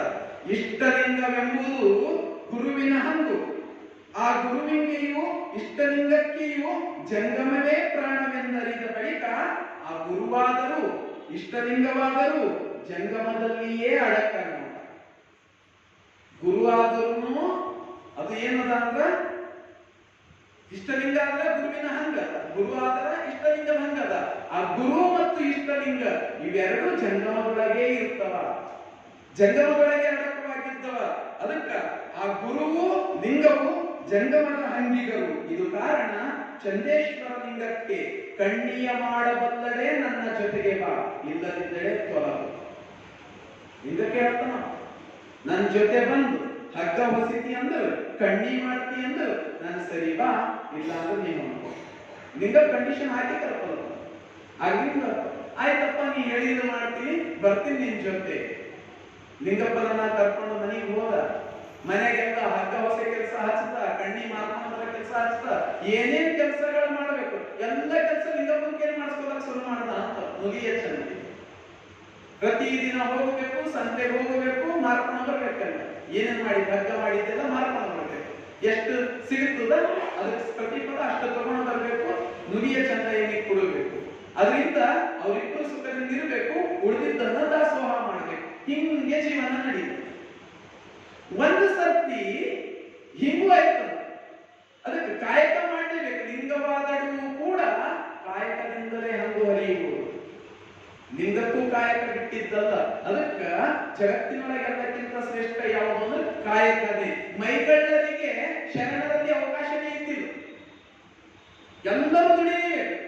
ಆತ ಕಾಶ್ಮೀರ ರಾಜ ಆಗ್ತಿರಲ್ಲ, ಅವ ಕೈಕಾಡಿ ರಾಜ ಆಗ್ತಿರಲ್ಲ, ಯಾರೇ ಆಗ್ತಿರಲ್ಲ. ಪ್ರತಿಯೊಬ್ಬರು ಕಾಯಕ ಮಾಡಲೇಬೇಕು. ಕಾಯಕದಿಂದಲೇ ಜೀವನ ಮುಕ್ತಿ ಅಂತ ತಿಳ್ಕೊಳ್ಬೇಕು. ಪ್ರತಿಯೊಬ್ಬರು ದುಡಿಲೇಬೇಕು. ಅದಕ್ಕೆ ಹೇಳ್ತಾರ, ದುಡಿದರೆ ಯಾರು ದುಡಿತಾರ ಅವರೇ ಬೆಳಗುತ್ತಾರ. ನಮ್ಮಲ್ಲಿ ಹಿರಿಯರ ಅನುಭವದವರು ಹೇಳಿದ್ಯಲ್ಲ, ದುಡಿಮೆಯೇ ದುಡ್ಡಿನ ತಾಯಿ ಅಂತ. ಯಾರು ದುಡಿತಾರ ಅವ್ರು ಚಂದ ಬರುತ್ತಾರೆ. ಅದಕ್ಕೆ ಹೇಳ್ತಾರೆ ಚಂದ ದುಡಿಬೇಕು, ದುಡಿಬೇಕು. ಹೆಂಗ ದುಡಿಬೇಕು? ಆಳಿನಂಗ ದುಡಿಬೇಕು. ಆಳಿನಂಗ ದುಡಿಬೇಕು, ಆಮೇಲೆ ರಾಜನಂಗ ಕುಂತ್ಕೊಳ್ಬೇಕು. ಗಾದೆ ಮಾಡ್ತಾರೆ, ಆಳಾಗಿ ದುಡಿ ಅರಸನಾಗಿ ಉಣ್ಣು. ಅದಕ್ಕೆ ಪ್ರತಿಯೊಬ್ಬರು ಕಾಯಕ ಮಾಡಲೇಬೇಕು. ನಮಗೇನು ಕೆಲಸ ಅದ, ಎಷ್ಟು ಕೆಲಸ ಅದ ಆ ಕೆಲಸ ಮಾಡಲೇಬೇಕು. ಕೆಲಸವನ್ನ ಬಿಟ್ಟು ಬದುಕುವ ಬದುಕು ಅದು ನಿಜವಾದ ಬದುಕಲ್ಲ. ಕೆಲಸ ಮಾಡಿದ್ರೆ ಅದು ನಮ್ಮ ದೇಹಕ್ಕೂ ಸಮಾಧಾನ, ನಮ್ಮ ಮನಸ್ಸಿಗೂ ಸಮಾಧಾನ. ಇಲ್ಲ ಅಂದ್ರೆ ದೇಹಕ್ಕೂ ಸಮಾಧಾನ ಇಲ್ಲ, ಮನಸ್ಸಿಗೂ ಸಮಾಧಾನ. ಇದು ನಮಗ ನುಡಿಯ ಚಂದಗಿನವರು ಕಲಿಸ್ಕೊಡ್ತಕ್ಕಂತಹ. ಅದಕ್ಕೆಲ್ಲರೂ ದುಡಿಬೇಕು. ಲಿಂಗಪ್ಪಗೂ ತಂದು ದುಡಿದ ಕಚ್ಚೆ ಅನ್ನೋ ಲಿಂಗಪ್ಪನ ಸರ್ತಿ ಕಣ್ಣಿ ತಗೊಂಡು ಹೋಗ್ತಾನೆ, ಮಾರಾಟ ಮಾಡಾಕ ಮಾರ್ಕೋತ್ ಹೋಗ್ತಾನ. ಬಸವಣ್ಣವ್ರ ಮನೆಗೆ ಹೋಗ್ತಾನಂತ ಒಂದು ಸರ್. ಬಸವಣ್ಣವ್ರ ಮನೆಗೆ ಹೋದ. ಕಣ್ಣಿ ಬೇಕೇನ್ರಿ? ಕಣ್ಣಿ ಹೌದು ಬೇಕಾಗಿತ್ತು. ತಗೊಂಡ್ರು ಒಂದು ಕಣ್ಣಿ. ತಗೊಂಡು ಅವನಿಗೆ ಅದರ ಪ್ರತಿಫಲ ಹಣ ಕೊಟ್ಟು. ಎಷ್ಟು ರೊಕ್ಕ ಕೊಡ್ತಾರಂದ್ರ 1,000 ಬಂಗಾರದ ನಾಣ್ಯಗಳು ಕೊಡ್ತಾರೆ. 1,000 ಚಿನ್ನದ ನಾಣ್ಯಗಳು ಬಸವಣ್ಣವರು ಕೊಡ್ತಾರೆ. ಲಿಂಗಕ್ಕೂ ಖುಷಿ ಅಂದ್ರೆ ಖುಷಿ, ಬಹಳ ಖುಷಿ. ಒಂದು ನಾಣ್ಯ ಬೇಕು, ಒಂದು ಕಣ್ಣಿಗೆ. ಆಗಿನ ಕಾಲಕ್ಕ 1,000 ಬಂಗಾರದ ನಾಣ್ಯಗಳು ಖುಷಿಯಾಗಿ ಆದದ್ದು. ಖುಷಿ ಖುಷಿ ಕುಣ್ಕೋತ್ ಹೋದ ಚಂದ ತಂದು ನುಡಿಯ ಚಂದ ಏನೋ ಬರ್ತಾನೆ. ಖುಷಿ ಖುಷಿಲಿ ತಗೊಂಡು ಹೋಗ್ತಾನ, ಒಯ್ದು ಕೊಡ್ತಾನ. ಬಸವಣ್ಣನವರೇ, ನಾನು ಇವತ್ತು ಬಹಳ ಬಸವಣ್ಣನವರು ನಮ್ಗೆ ಬಹಳ ಹಣ ಕೊಟ್ಟಾರ, ನಾನು ಬಹಳ ಸಂಪಾದನೆ ಮಾಡ್ಕೊಂಡು ಬಂದೀನಿ ಚಂದ್ರಯ್ಯನವ್ರಿಗೆ. ಒಯ್ದು ರೊಕ್ಕ ಇಡ್ತಾನೆ ಇಲ್ಲಿ. ಚಂದ್ರಯ್ಯನಿಗೆ ಮೈಯೆಲ್ಲ ಸಿಟ್ಟು, ಭಯಂಕರ ಸಿಟ್ಟು. ಯಾಕ? ನಾನು ಕೊಟ್ಟಿದ್ದೆಷ್ಟು, ನೀನು ತಗೊಂಡು ಬಂದಿದ್ದೆಷ್ಟು. ಒಂದು ಕಣ್ಣಿ ಮಾರ್ಕೊಂಡು ಬಂದಾಗ ಅವ್ರು ನೀನು 1,000 ಚಿನ್ನದ ನಾಣ್ಯ ಕೊಡ್ತಾರ ಅಂತ ಅದು ತಗೊಂಡು ಬಂದಾಗ ನೀನು ಮನಸ್ಸು ಹೆಂಗ್ ಒಪ್ಪ್ಯಾರ? ಅದೆಂಗೆ ತಗೊಂಡು ಬಂದಿ? ಅದಕ್ಕೆ ಅವ್ರು ಹೇಳ್ತಾರ, ಸತ್ಯ ಶುದ್ಧ ಕಾಯಕದಿಂದ ಬಂದ ದ್ರವ್ಯದಲ್ಲಿ ಚಿತ್ತ ವಿಚ್ಛಿನ್ನವಾಗಿರಬೇಕು. ಹೆಂಗಿರ್ಬೇಕು ಮನುಷ್ಯ? ಸತ್ಯ ಶುದ್ಧ ಕಾಯಕ ಇರಬೇಕು. ನಾವು ಮಾಡುವ ಕೆಲಸ, ನಾವು ಮಾಡುವ ಕಾಯಕ ಯಾಕೆ ಹೆಂಗಿರಬೇಕು? ಅದು ಸತ್ಯ ಶುದ್ಧ ಕಾಯಕ ಇರಬೇಕು. ಅದರಿಂದ ಬಂದಿರತಕ್ಕಂಥ ದ್ರವ್ಯ ಅಂದ್ರೆ ಹಣ, ಆ ಬರ್ತಕ್ಕಂಥ ಹಣದೊಳಗ ಚಿತ್ತ ವಿಚ್ಛಿನ್ನವಾಗದಿರಬೇಕು. ನಮ್ಮ ಮನಸ್ಸು ಕೆಡದಾದಂಗಿರಬೇಕು. ಹಣ ಹೆಚ್ಚಿಗೆ ಬಂತು, ಮನಸ್ಸು ಕೆಡ್ತದೆ. ನಮ್ಮ ಮನಸ್ಸು ಕೆಡದಾದಂಗಿರಬೇಕು. ಅದಕ್ಕೆ ಬುದ್ಧಿ ಮಾತ್ರ ಹೇಳ್ತಾನೆ ಲಿಂಗಕ್ಕೆ. ಸ್ವಚ್ಛ ಚಿತ್ತ ವಿಚ್ಛಿನ್ನವಾಗದಿರಬೇಕು. ನೇಮದ ಕೂಲಿ ಎಂದಿನ ನಿತ್ಯ ನೇಮದಲ್ಲಿ ಸಂದಿಗ್ಧದಿರಬೇಕು. ನೇಮದ ಕೂಲಿಯ ಬಿಟ್ಟು ಹೇಮದಾಸಿಗೆ ಕಾಣಿಸಿ ದ್ರವ್ಯವ ಹಿಡಿದಡೆ ತಾ ಮಾಡುವ ಸೇವೆ ನಷ್ಟವಯ್ಯ. ಎಷ್ಟು ಚಂದ ಹೇಳತ್ತ ನಮ್ಮದು ಎಷ್ಟು ಅವತ್ತಿನ ಕೂಲಿ ಅಂತ ಅಷ್ಟು ಮಾತ್ರ ಹಣ ತಗೋಬೇಕು. ಅದನ್ನ ಬಿಟ್ಟು ಹೆಚ್ಚಿನ ದ್ರವ್ಯಕ್ಕೆ ಒಂದ್ ವೇಳೆ ಕಾಣಿಸ್ತೀವಂದ್ರ, ಆಸೆ ಮಾಡ್ದೇವಂದ್ರ ಅದು ನಮ್ಮ ಕಾಯಕಕ್ಕೆ ನಷ್ಟ, ನಮ್ಮ ಬದುಕಿಗೆ ನಷ್ಟ, ಅದು ನಮ್ಮ ಸೇವೆಗೆ ನಷ್ಟ. ನಿನ್ನಾಸೆಯ ವೇಷದ ಪಾಶಕ್ಕೆ ನೀನೇ ಹೋಗು. ನೀನೇ ಆಸೆ ಮಾಡಿ ಇಂಥ ಒಂದು ಸಂಕೋಲೆಗಳ ಪಾಶಗಳಿಗೆ ಸಿಕ್ಕಾಕೊಂಡಿದಿ, ಅದು ನಿನಗೆ ತಗೊಂಡು ಹೋಗು, ನನಗೆ ಬೇಡ. ಅಪ್ಪ ಅಪ್ಪ ಹಣ ನನಗೆ ಬೇಡನೆ. ನಿನ್ನಾಸೆಯ ವೇಷದ ಪಾಶಕ್ಕೆ ನೀನೇ ಹೋಗು, ನನಗೆ ನಮ್ಮ ಜಂಗಮದ ಪ್ರಸಾದದಾಗೆ ಚಂದೇಶ್ವರ ಲಿಂಗಕ್ಕೆ ಪ್ರಾಣ. ನನಗೆ ನನ್ನ ಜಂಗಮ ಪ್ರಸಾದಕ್ಕೆ ಎಷ್ಟು ಬೇಕು ಅಷ್ಟೇ ಸಾಕು, ಅದೇ ನನಗೆ ಪ್ರಾಣ. ನಾನು ಅಷ್ಟೇ ಮಾಡ್ಕೊಂಡಿರ್ತೀನಿ. ನೀ ತಗೊಂಡು ಬಂದಿದ್ರು ರೊಕ್ಕ ತಗೊಂಡು ನೀ ಹೊರಟೋಗಂತ ಮತ್ತೆ ನಿಂದಪ್ಪ ಓಡಿಸ್ತು ಮತ್ತು ಹೊರಗೆ ನನಗೆ ಬೇಡನೇ ಬೇಡ ನಿಂತದ್ದು ಕೆಲಸ. ಎಂಥ ಮನಸ್ಸಿತ್ತು ಶರಣ. ನಾವು ದಾರಿಯೊಳಗೆ ಹೋಗಬೇಕಾದ್ರ ಹಣ ಸಿಕ್ಕರೆ ಬಹಳ ಖುಷಿ ಆಯ್ತು, ಹಣ ಸಿಕ್ಕರೆ ಬಹಳ ಖುಷಿ ಆಯ್ತು, ಹೆಚ್ಚಿನ ಹಣ ಸಿಕ್ಕರೆ ಮತ್ತಿಷ್ಟು ಖುಷಿ ಆಯ್ತು. ಎಂಥ ಶರಣರಿದ್ರು ನನ್ನ ಕೂಲಿ ಎಷ್ಟದ ಅಷ್ಟೇ ಸಿಕ್ಕರೆ ಸಾಕು, ಅದ್ರ ಮೇಲೆ ಒಂದು ಆಣೆನೂ ನನಗೆ ಬೇಡ. ಇವತ್ತಿನ ಪರಿಸ್ಥಿತಿ ನೋಡ್ಕೊಂಡ್ರು ಬಹಳ ಆಶ್ಚರ್ಯ ಅನ್ನಿಸ್ತು. ಖುದೈ ನಾವು ದೋಸ್ತ ದುಕಾನಕ್ಕೆ ಹೋಗಿದ್ದಾನ, ರಕ್ಷಾಬಂಧನ್ ರಾಖಿ ಕೇಳಕ್ ಹೋದ್ರ ಅವನಿಗೆ ಕೇಳೋದವ ಸತ್ಯ ಮಾತು ಹೇಳ್ತಾವ. ಇದು ರಾಖಿ ನನಗ 3 ರೂಪಾಯಿ ಸಿಗ್ತದ್ರಿ, ನಾನು 60 ರೂಪಾಯಿ ಮಾಡ್ತೀನಿ, ಇದ್ರೊಳಗೆ ಬಹಳ ಫಾಯ್ದಾ. ನಾವು 60-100 ಕೊಟ್ಟೆ ರಾಖಿ ತಗೋತೇವಲ್ಲ, ಅದು ಅವ್ರಿಗೆ ಸಿಗ್ತದೆ 2 ರೂಪಾಯಿಗೆ 3 ರೂಪಾಯಿ. ದಾನ ಇತ್ತು, ವಸ್ತು ಮಾಡಿದ್ರು, ಅದು ಅಷ್ಟು ಇರೋದೇ ಇತ್ತು. ಅವ ಹೇಳಿದ್ದು ಮಾತ್ರ 20 ಪಟ್ಟು ಮೇಲೆ ರೊಕ್ಕ ತಗೋತಾರ. ಹಿಂಗಾಗಿ ಅವ್ರು 1000 ರಾಖಿ ತಗೊಂಡು ಬಂದ್ರು, 2 ಸೇರಿ ಮಾಡ್ಕೊಂಡು ಅವ್ರಿಗೆ ಘಾಟ ಇತ್ತ, ಅವೆಲ್ಲ ತುಂಬಿಟ್ಟಿರ್ತಾರೆ ಡಬ್ಬೆ. ನಮ್ದು ಇವತ್ತಿನ ನಮ್ದು ಮುಗಿದ್ರಿ ಈ ವರ್ಷ ಜಾತಿ ಅಂತಾರ. 1-2 ರೂಪಾಯಿ ಸಿಗ್ತಕ್ಕಂತ ವಸ್ತುವಿಗೆ 80 ರೂಪಾಯಿಗೆ 100 ರೂಪಾಯಿ ತನ ಮಾಡ್ತಾರ ಅನ್ನೋದಾದ್ರ, 12ನೇ ಶತಮಾನದ ಶರಣರು 2 ರೂಪಾಯಿ ಮೇಲೆ ಒಂದು ನಾಣ್ಯ ತಗೊಂಡು ಬಂದ್ರು ನೀ ನನಗೆ ಬೇಡ ಅಂತ ಕೊಡ್ತಿದ್ರಲ್ಲ, ಅದು ಎಂಥ ಬದುಕಿತ್ತು. ಅವ್ರು ಹೇಳ್ತಿದ್ರು ಹೆಂಗ ದುಡಿಬೇಕು, ಹೆಂಗ ದುಡಿಬೇಕು, ಸತ್ಯ ಶುದ್ಧ ಕಾಯಕ ಇರಬೇಕು. ಸತ್ಯ ಶುದ್ಧ ಕಾಯಕ ಅಂದ್ರೆ ಏನು? ತನುವನ್ನ ಕರಗಿಸಿ ಮಾಡುವ ಕಾಯಕ. ಅದಕ್ಕೆ ಶರಣರು ಹೇಳ್ತಿರು ಸತ್ಯ ಶುದ್ಧ ಕಾಯಕ ಇರಬೇಕು, ಈ ಶರೀರವನ್ನ ದಂಡಿಸಿ ಮಾಡುವ ಕಾಯಕ ಇರಬೇಕು. ಇನ್ನೊಂದು ಮಾತಾಡ್ತಿರೋರು ತನುವನ್ನ ಸರಿಸಿ ಮಾಡಬೇಕು, ಧನವನ್ನ ಸರಿಸಿ ಗಳಿಸಬಾರದು. ಇತ್ತೀಚೆಗೆ ನಾವು ನೋಡ್ತೇವೆ ರೊಕ್ಕದಿಂದ ರೊಕ್ಕ ಮಾಡೋರಿಗೆ ನೋಡಿ, ಅದನ್ನು ಪಾಪ ಶರಣರು ಹೇಳ್ತಾರೆ. ಅನಾಚಾರದಿಂದ ದುಡಿದುದು ಪಾಪ, ಹಣದಿಂದ ಹಣ ಗಳಿಸುವುದು ಪಾಪ. ಹಾಗಾಗಿ ಹೆಂಗ ಗಳಿಸಬೇಕು? ತನುವ ಬಳಲಿಸಿ ದೊರಕಿಸಿಕೊಳ್ಳಬೇಕು. ಶರಣ ನಮ್ಮನ ಧನದೊಳಗಾದರೆ ತನುವ ಬಳಲಿಸಿ ದೊರಕಿಸಿಕೊಳ್ಳಬೇಕು, ಮಣ್ಣಿನೊಳಗಾದರೆ ಬಳಲಿಸಿ ಆಲಯ ಮಾಡುವುದು, ಹೆಣ್ಣಿನೊಳಗಾದರೆ ಮದುವೆಯಾಗಿ ಕೂಡುವುದು. ಇದು ಶರಣರು ಹೇಳ್ತಕ್ಕಂತಹ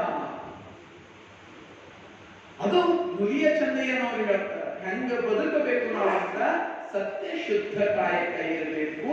ನಾವು ಎಷ್ಟು ದುಡಿತೀವೋ ಅಷ್ಟು ಮಾತ್ರ ತಗೋಬೇಕು. ಅದ್ರಾಗ ಮತ್ತೆ ಏನಾರ ಉಳಿತಂದ್ರ ಮತ್ತೆ ಸಮಾಜಕ್ಕೆ ಅರ್ಪಿಸಬೇಕು. ಎಂತ ಒಂದು ಸಮಾನತೆಯ ಪಾಠ ಇತ್ತು. ಆ ತತ್ವವನ್ನು ಈಗಿತ್ತು ಅಂತ ತಿಳ್ಕೊಳ್ಳಿ. ಎಷ್ಟು ಸುಂದರ ಜಗತ್ತಾಗ್ತು. ಅವ್ರು ಹೇಳ್ತಿದ್ರು ಸ್ವಲ್ಪ ಗಳಿಸಬೇಕು, ಸ್ವಲ್ಪ ಗಳಿಸಬೇಕು. ಆದ್ರೆ ಈಗ ಪರಿಸ್ಥಿತಿ ಹೆಂಗದ?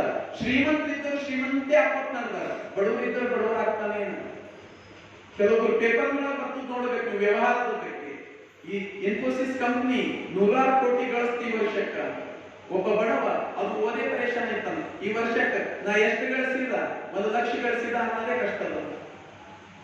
100 ಕೋಟಿ ಗಳಿಸ್ತು ಅಂತ ಬರ್ತದೆ. ಇದಕ್ಕೆ ಸಂಪತ್ತಿನ ಅಸಮಾನ ಹಂಚಿಕೆ ಅಂತ ಕರೀತಾರೆ. ಅದು ಉತ್ತರನೇ ಶರಣರು ಪಟ್ಟಿದ್ದು ಒಂದು ಕಾಯಕ, ಅದು ಸತ್ಯಶುದ್ಧ ಕಾಯಕ, ಇನ್ನೊಂದು ದಾಸೋಹ. ಇವೆರಡು ಒಂದು ವೇಳೆ ಇತ್ತು ಅಂತ ಸಂಪತ್ತು ಅಸಮಾನ ಹಂಚಿಕೆನೇ ಇರಲ್ಲ. ಒಬ್ಬರು ಬಹಳ ಸೌಕರ್ಯ, ಒಬ್ಬರು ಗರೀಬರು, ಇಂಥ ಪರಿಸ್ಥಿತಿನೇ ಇರಲ್ಲ. ಇದನ್ನು ನಮಗೆ ಶರಣರ 12ನೇ ಶತಮಾನಗಳಲ್ಲಿ ಕಲಿಸ್ಕೊಡ್ತೀವಿ. ಮತ್ತದು ಹೆಂಗ ಮಾಡಬೇಕು? ದುರಾಸೆಯಿಂದ ಬಂದದ್ದು ಜಂಗಮ ದಾಸೋಹಕ್ಕೆ ಸರಿಸಬಾರದು. ಬಹಳ ದುರಾಸೆಯಿಂದ ಇಷ್ಟಕೊಂಡು ಬಂದಿದೆ, ಇದನ್ನ ಜಂಗಮ ದಾಸೋಹಕ್ಕೂ ಕೊಡಲಾರೆ. ನಮ್ಮಲ್ಲೆಲ್ಲ ಹೆಂಗಿರ್ತದ ಅಂದ್ರ ಬಹಳ ಗಳಿಸ್ತೇವೆ, ಯಾವ್ಯಾವ ಹಾದಿನಿಂದ ಗಳಿಸ್ತೇವೆ ಏನೋ ಗೊತ್ತಿಲ್ಲ. ಈಗ ಬಹಳ ಗಳಿಸಿಲ್ಲ, ಇದು ಪರಿಹಾರ ಏನು? ಒಂದು ಟೋಪಿ ಮಾಡ್ಬೇಕು ಮಕ್ಕಳ ತೆರೆ ಮೇಲೆ ಹೇಳ್ತೇವೆ. ಅದಕ್ಕ ಶರಣರು ಹೇಳ್ತಾರ, ನಾಯ ಹಾಲು ನಾಯಿ ಮರಿಗಲ್ಲದೆ ಪಂಚಾಮೃತಕ್ಕೆ ಸಲ್ಲದಯ್ಯ. ಯಾವುದು ಪಾಪಿಯ ಧನ ಇರ್ತದ ಅದು ಸತ್ಪಾತ್ರಕ್ಕೆ ಸಲ್ಲುವುದಿಲ್ಲ. ಸತ್ಯ ಶುದ್ಧ ಕಾಯಕದಿಂದ ಏನು ಬರ್ತದ ಅದನ್ನ ನಾವು ಜಂಗಮ ದಾಸೋಹಕ್ಕೆ ಅರ್ಪಿಸ್ತೇವೆ ಹೊರತಾಗಿ ನಾವು ಅನ್ಯಾಯದಿಂದ ಪಡೆದಿರ್ತಕ್ಕಂಥ ಹಣವನ್ನ ಜಂಗಮ ದಾಸೋಹಕ್ಕೆ ಕೊಡೋದು ಬೇಡ.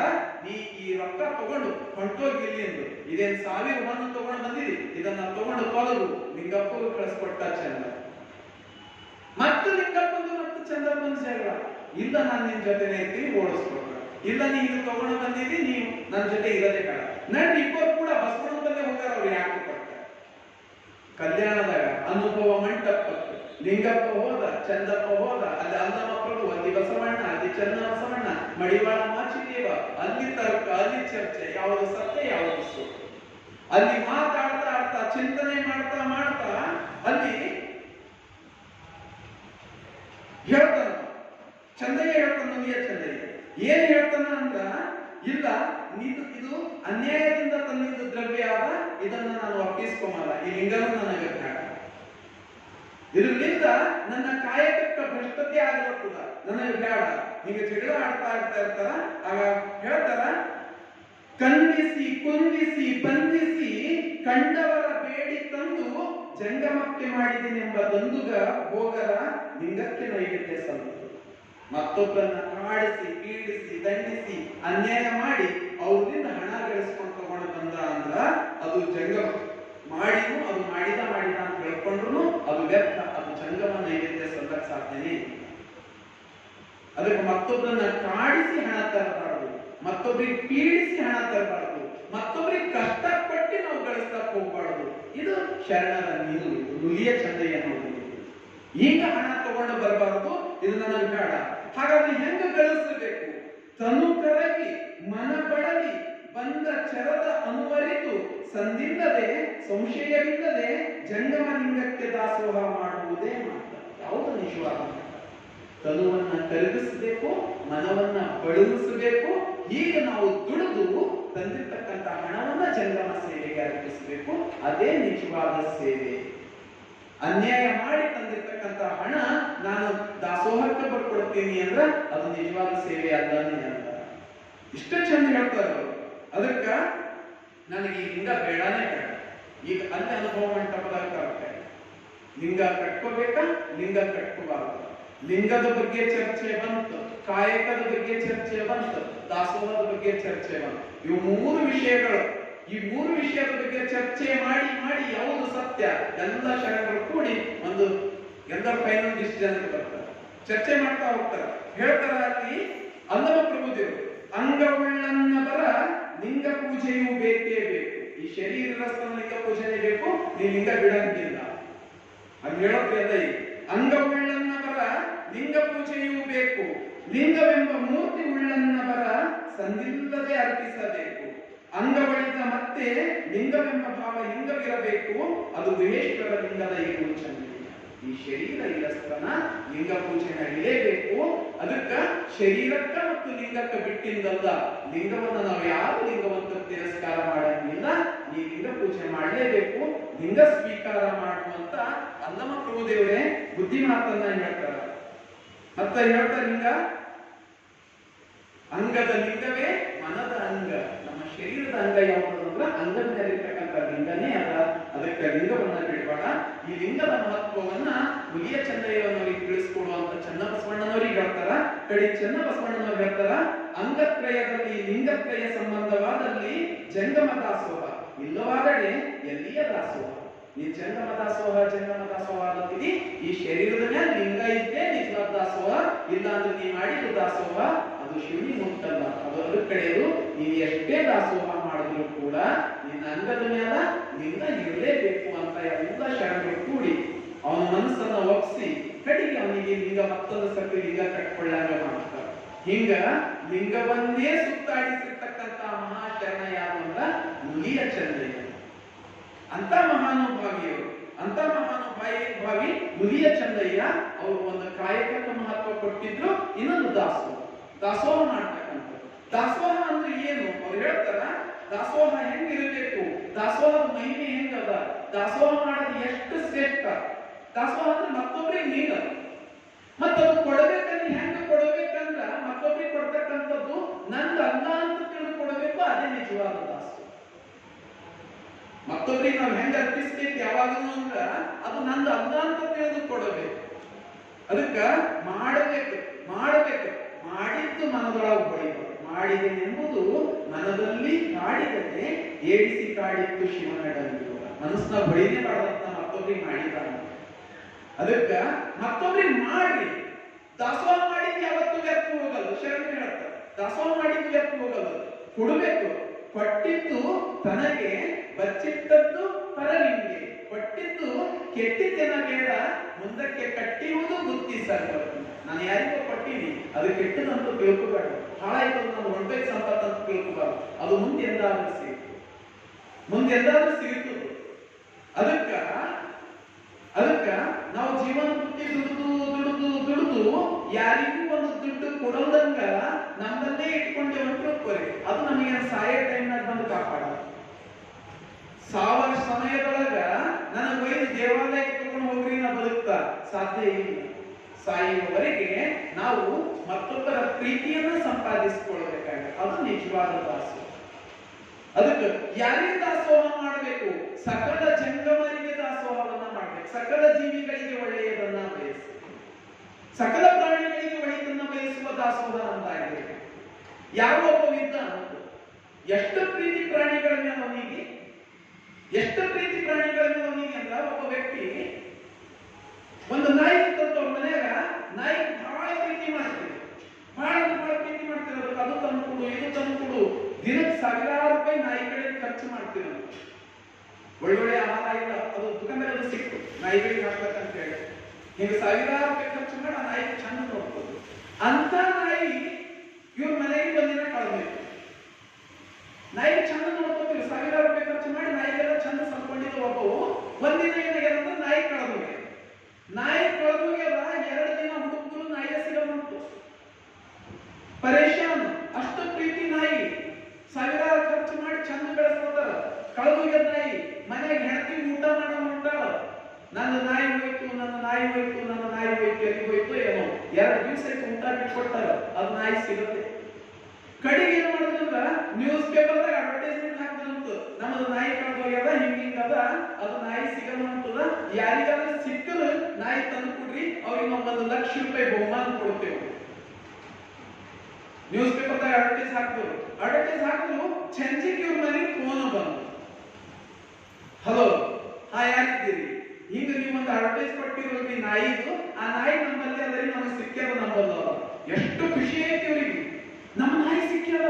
ಅಕ್ಕಿ 2 ದಿವಸ ಊಟ ಮಾಡಿ ಮಕ್ಕೊಂಡು ಎತ್ತು ಓಡಿ ಬರ್ತಾಳ, ನಮ್ಮ ನಾಯಿ ಸಿಕ್ಕಿದ, ಎಲ್ಲದರಿ ನಮ್ಮ ನಾಯಿ, ನಾವು ಹೀಗೆ ಬಂದು ತಗೋತೀವಿ, ನಿಮ್ಗೆ 1 ಲಕ್ಷಕ್ಕೆ 2 ಲಕ್ಷ ಕೊಡ್ತೀವಿ, ಎಲ್ಲದ ಹೇಳಿ ನನ್ನ ನಾಯಿ.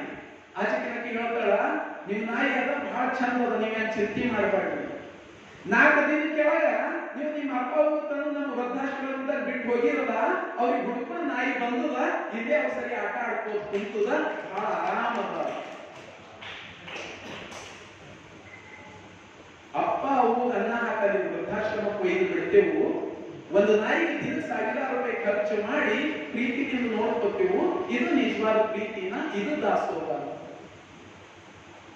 ನಮ್ಮನ್ನ ನಾವು ಚಂದ ನೋಡ್ಕೋಬೇಕು, ನಮ್ಮ ಸುತ್ತ ಇದ್ದವರನ್ನ ಚಂದ ನೋಡ್ಕೋಬೇಕು, ಸಮಾಜವನ್ನ ಕೂಡ ಚಂದ ನೋಡ್ಕೋಬೇಕು. ಅದು ನಿಜವಾದ ದಾಸೋಹ ಅಂತ ಅನಿಸ್ತದೆ. ಸಕಲ ಪ್ರಾಣಿಗಳಲ್ಲಿ ದಯೆ ಇರಬೇಕು, ಪ್ರಾಣಿಗಳಲ್ಲಿ ಅಂದ್ರೆ ಪ್ರಾಣಿ ಅಂತ ತಿಳ್ಕೊಂಡ್ರೆ ಮನುಷ್ಯ ಅಂತ ತಿಳ್ಕೊಂಡಿದ್ರೆ ಏನು ಅಂತ. ಮನುಷ್ಯರಿಗೆ ಬಿಟ್ಕೊಟ್ಟು ಪ್ರಾಣಿಗಳಿಗೂ ದಯೆ ಇರಲಿ ಬೇಡ ಅಂತ ಹೇಳಿ. ಆದ್ರೆ ನಿಜವಾದ ನಮ್ದೊಂದಿಷ್ಟು ಕರ್ತವ್ಯ ಇತ್ತು. ದಾಸೋಹ ಹೆಂಗಿರ್ಬೇಕು, ದಾಸೋಹದ ಮಹತ್ವ ಏನು, ಬಹಳ ಚಂದ ಹೇಳ್ತಾರೆ. ಏನ್ ಹೇಳ್ತಾರ? ಜಲಚರ ಕೇಕೆ ತೆಪ್ಪದ ಹಂಗು.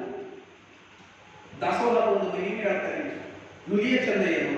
ಜಲಚರ ಕೇಕೆ ತೆಪ್ಪದ ಹಂಗು, ವಿಹಂಗ ಕೇಕೆ ಅಡಿಗೆಚ್ಚೆಯ ಮೆಟ್ಟು, ಮಧುರರಸ ಕೇಕೆ ಮೇದಪ್ಪ ಸಿಹಿ ಲಕ್ಷಕ್ಕೇಕೆ ಕಾಲದ ಹಂಗು ದಾಸೋಹವ ನರಿದು ಮಾಡುವಂಗೆ ಇನ್ನೇತರ ಪೂಜೆ ಇನ್ನೇತರ ಪುಣ್ಯ ಚನ್ನಬಸವಣ್ಣ ಪ್ರಿಯ ಚಂದೇಶ್ವರ ಲಿಂಗಕ್ಕೆ ಎಡದಿರಲಿಲ್ಲ.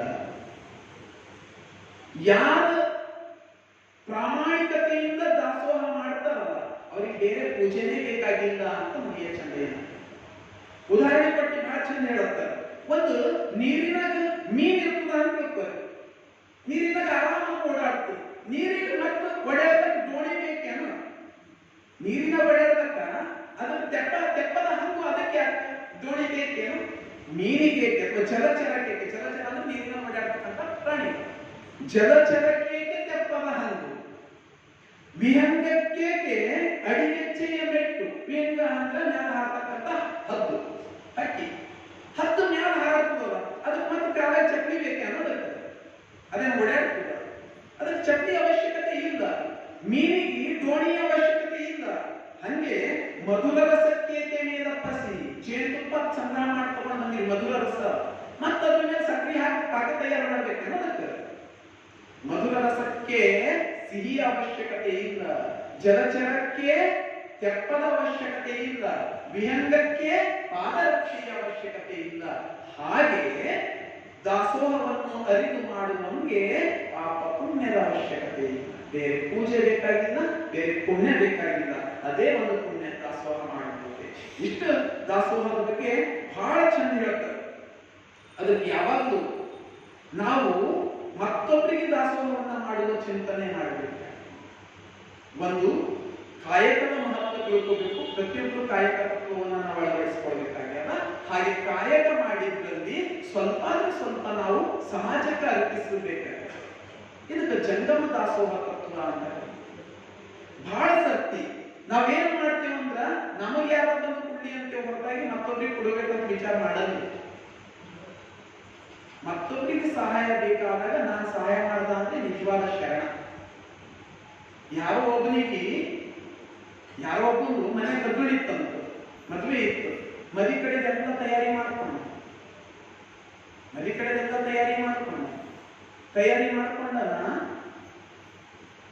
ಅವನಿಗೆ ಏನಾಗ್ಯದಂದ್ರ ತಯಾರಿ ಮಾಡ್ಕೊಂಡು ಮುಂಡ ಎಲ್ಲ ಕೊಡ್ಬೇಕಾಗಿತ್ತು. ಮನೆಗೆ ಏನ್ ಮಾಡ್ಯಾರಂದ್ರೆ 1 ಲಕ್ಷ ರೂಪಾಯಿ ಇತ್ತು. ಅದು ರಾತ್ರಿ ಏನಾಗಿದೆ ಯಾರು ಎತ್ಕೊಂಡು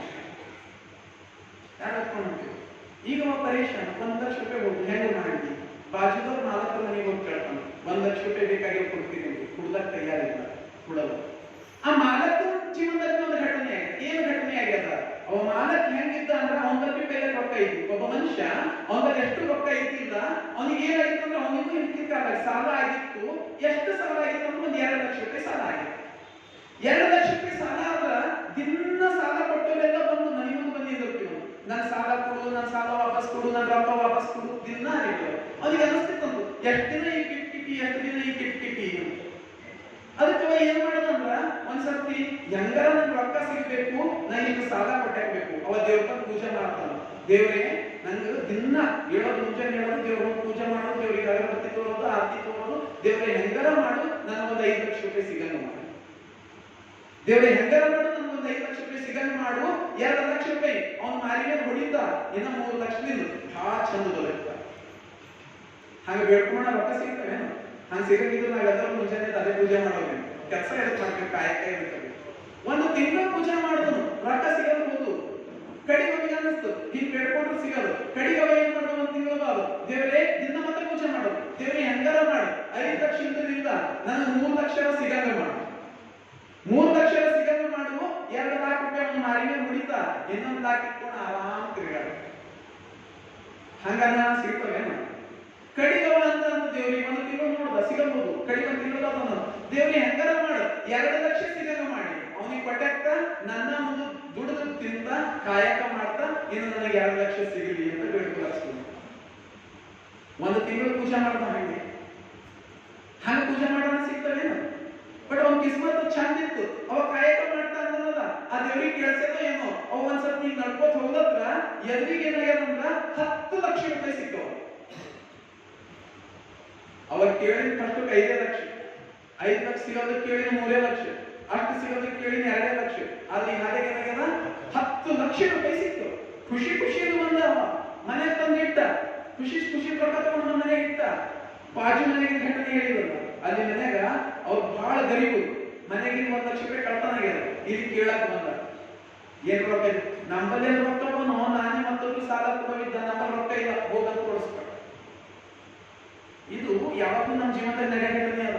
ಯಾಕೋ ನಾವ್ ಏನ್ ಮಾಡ್ತೇವೆ, ನಮಗ್ ಕಷ್ಟ ಬಂತಂದ್ರೆ ದೇವರೇ ನನಗೆ ಹೆಂಗಾರ ಸಿಗ ಎಲ್ಲರೆಲ್ಲರೂ ಬೇಡ್ಕೊಂಡಿದೆ, ದೇವರೇ ನನ್ನ ಕಷ್ಟ ಪರಿಹಾರ ಆಗಲಿ, ಎಲ್ಲರ ಸಮಯ ತಂದ್ಕೊರಿ, ಎಲ್ಲರೂ ಹಿಂಗ್ ಬೇಡಿದೆವು. ನನ್ನ ಸಾಲ ತೀರಟ್ ರೊಕ್ಕ ಎಲ್ಲಿಂದರ ಸಿಗ್ಲಿ, ಹೆಂಗಾರ ಸಿಗ್ಲಿ, ನನಗೆ ಬೇಕಾದಾಗ ಎಲ್ಲಿಂದರ ಸಿಗ್ಲಿ, ನನ್ನ ಬಾಜುಗಳಿಗೆ ಬೇಕಾದಾಗ ನಮ್ಮಲ್ಲಿ ಕಳಿಬಾರ್ದು, ನೀ ಸಿಗ್ಬಾರ್ದು. ನನಗೆ ಸಿಕ್ಕಿದ ರೊಕ್ಕ ಯಾವ್ದಾರ ಕಳೆದಿರ್ಬೇಕೇ ಅಲ್ಲ, ನನಗೆ ಸಿಕ್ಕಿದ ರೊಕ್ಕ ಯಾವ್ದಾರ ಕಳೆದು ನನಗೆ ಬೇಕಾದಾಗ ಮತ್ತೊಬ್ಬರು ಕಳಿಬೇಕು, ನನಗೆ ಸಿಗಬೇಕು.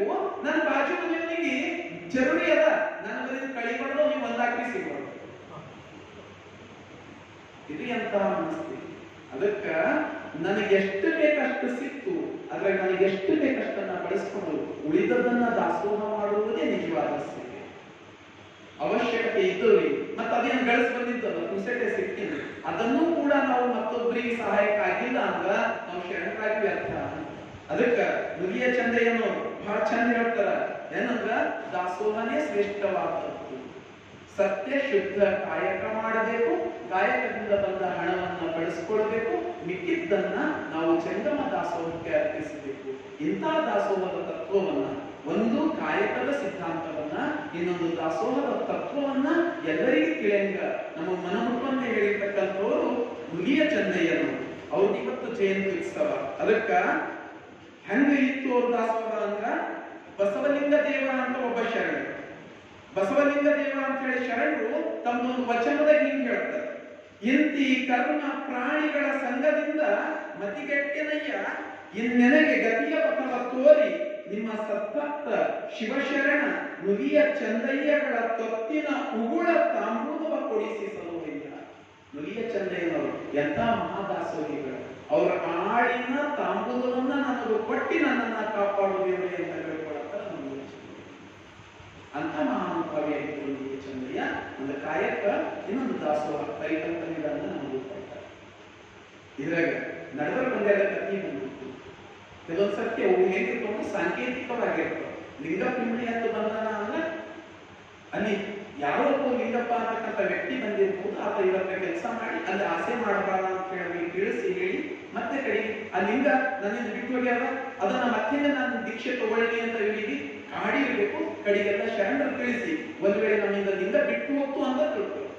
ನಾವು ಲಿಂಗ ಪೂಜೆ ಮಾಡ್ತಾ ಇರ್ತೇವೆ, ಕೆಲವೊಂದ್ಸರ್ತಿ ಲಿಂಗ ನಮ್ಮಿಂದ ಕಳೆದು ಹೋಗಿರ್ಬೋದು, ಬಿಟ್ಟು ಹೋಗಿರ್ಬೋದು, ಹೋಗಿದ್ದು ಮತ್ತೆ ತಗೊಳ್ಳಿ ಅಂತ ನಾವು ವಿಚಾರ ಮಾಡಬೇಕಾಗಿಲ್ಲ. ಅದ್ರಿಂದ ಗುರು ಕಾರುಣ್ಯ ಅಂತ ತಿಳ್ಕೊಂಡು ಮತ್ತೆ ಲಿಂಗವನ್ನ ನಾವು ಧರಿಸಬೇಕು. ಲಿಂಗ ಧರಿಸಿದ್ರು ಮಾತ್ರ ಲಿಂಗಾಯತ ಅಂತ ಲಿಂಗವಂತ ಸಿದ್ಧಾಂತ ಹೇಳ್ತೀವಿ. ಇದು ನಾವು ನುಲಿಯ ಚಂದಯ್ಯನವರ ದೃಷ್ಟಾಂತದಿಂದ ಅರ್ಥ ಮಾಡ್ಕೋಬೇಕಾಗಿದೆ. ಮತ್ತೆ ಎಲ್ಲಾ ಕಥೆಗಳಿಗೆ ಹಿಂಗಾಗಿತ್ತು ಅಂತ ಹುಡ್ಕೋಬೇಕಾಗಿದೆ. ಅದರೊಳಗೆ ಒಂದು ತತ್ವ ಇತ್ತು, ಅದರೊಳಗೆ ಒಂದು ಸಿದ್ಧಾಂತ ಇತ್ತು, ಅದನ್ನು ನಾವು ಅರ್ಥೈಸ್ಕೊಳ್ಬೇಕಾಗಿದೆ. ಇಂಥ ಮಹಾನುಭಾವಿ ನುಲಿಯ ಚಂದಯ್ಯನವರು, ಅವರ ಜಯಂತ್ಯುತ್ಸವದ ನಿಮಿತ್ತ ಇವತ್ತು ಅವರ ಬಗ್ಗೆ ಚರ್ಚೆ ಮಾಡಿದ್ದೀವಿ. ಅವರ ಪಾದಕ್ಕೆಯೂ ಮತ್ತು ನಿಮ್ಮೆಲ್ಲರ ಪಾದಕ್ಕೆಯೂ ನನ್ನ ಅನಂತ ಶರಣ. ನಾಳೆ ಭಕ್ತಿಯೇ ಮೈಗೆರೆಸ್ತಿ ನಿಂತಕ್ಕಂಥ, ನಾಳೆ ನಾನು ಲಿಂಗವೇ ಪತಿ ಅಂಗವೇ ಸತಿ ಅನ್ನೋದನ್ನ ಸಂಪೂರ್ಣ ತಲೆಗೆ ಬಗ್ಗಿಸಿಕೊಂಡು ಭಕ್ತಿಯ ಪರಾಕಾಷ್ಠೆ ಅಂದ್ರೆ ನಡೀತದ, ವೈರಾಗ್ಯದ ನೀತಿ ಅಂದ್ರೆ ನಡೀತದ, ಅಕ್ಕ ಮಹಾದೇವಿ ತಾಯಿಯವರ ಬಗ್ಗೆ ನಾಳೆ ಚಿಂತನೆ ಮಾಡೋಣ ಅಂತ ಹೇಳ್ತಾ ಮತ್ತೊಮ್ಮೆ ಎಲ್ಲರಿಗೂ ಶರಣ.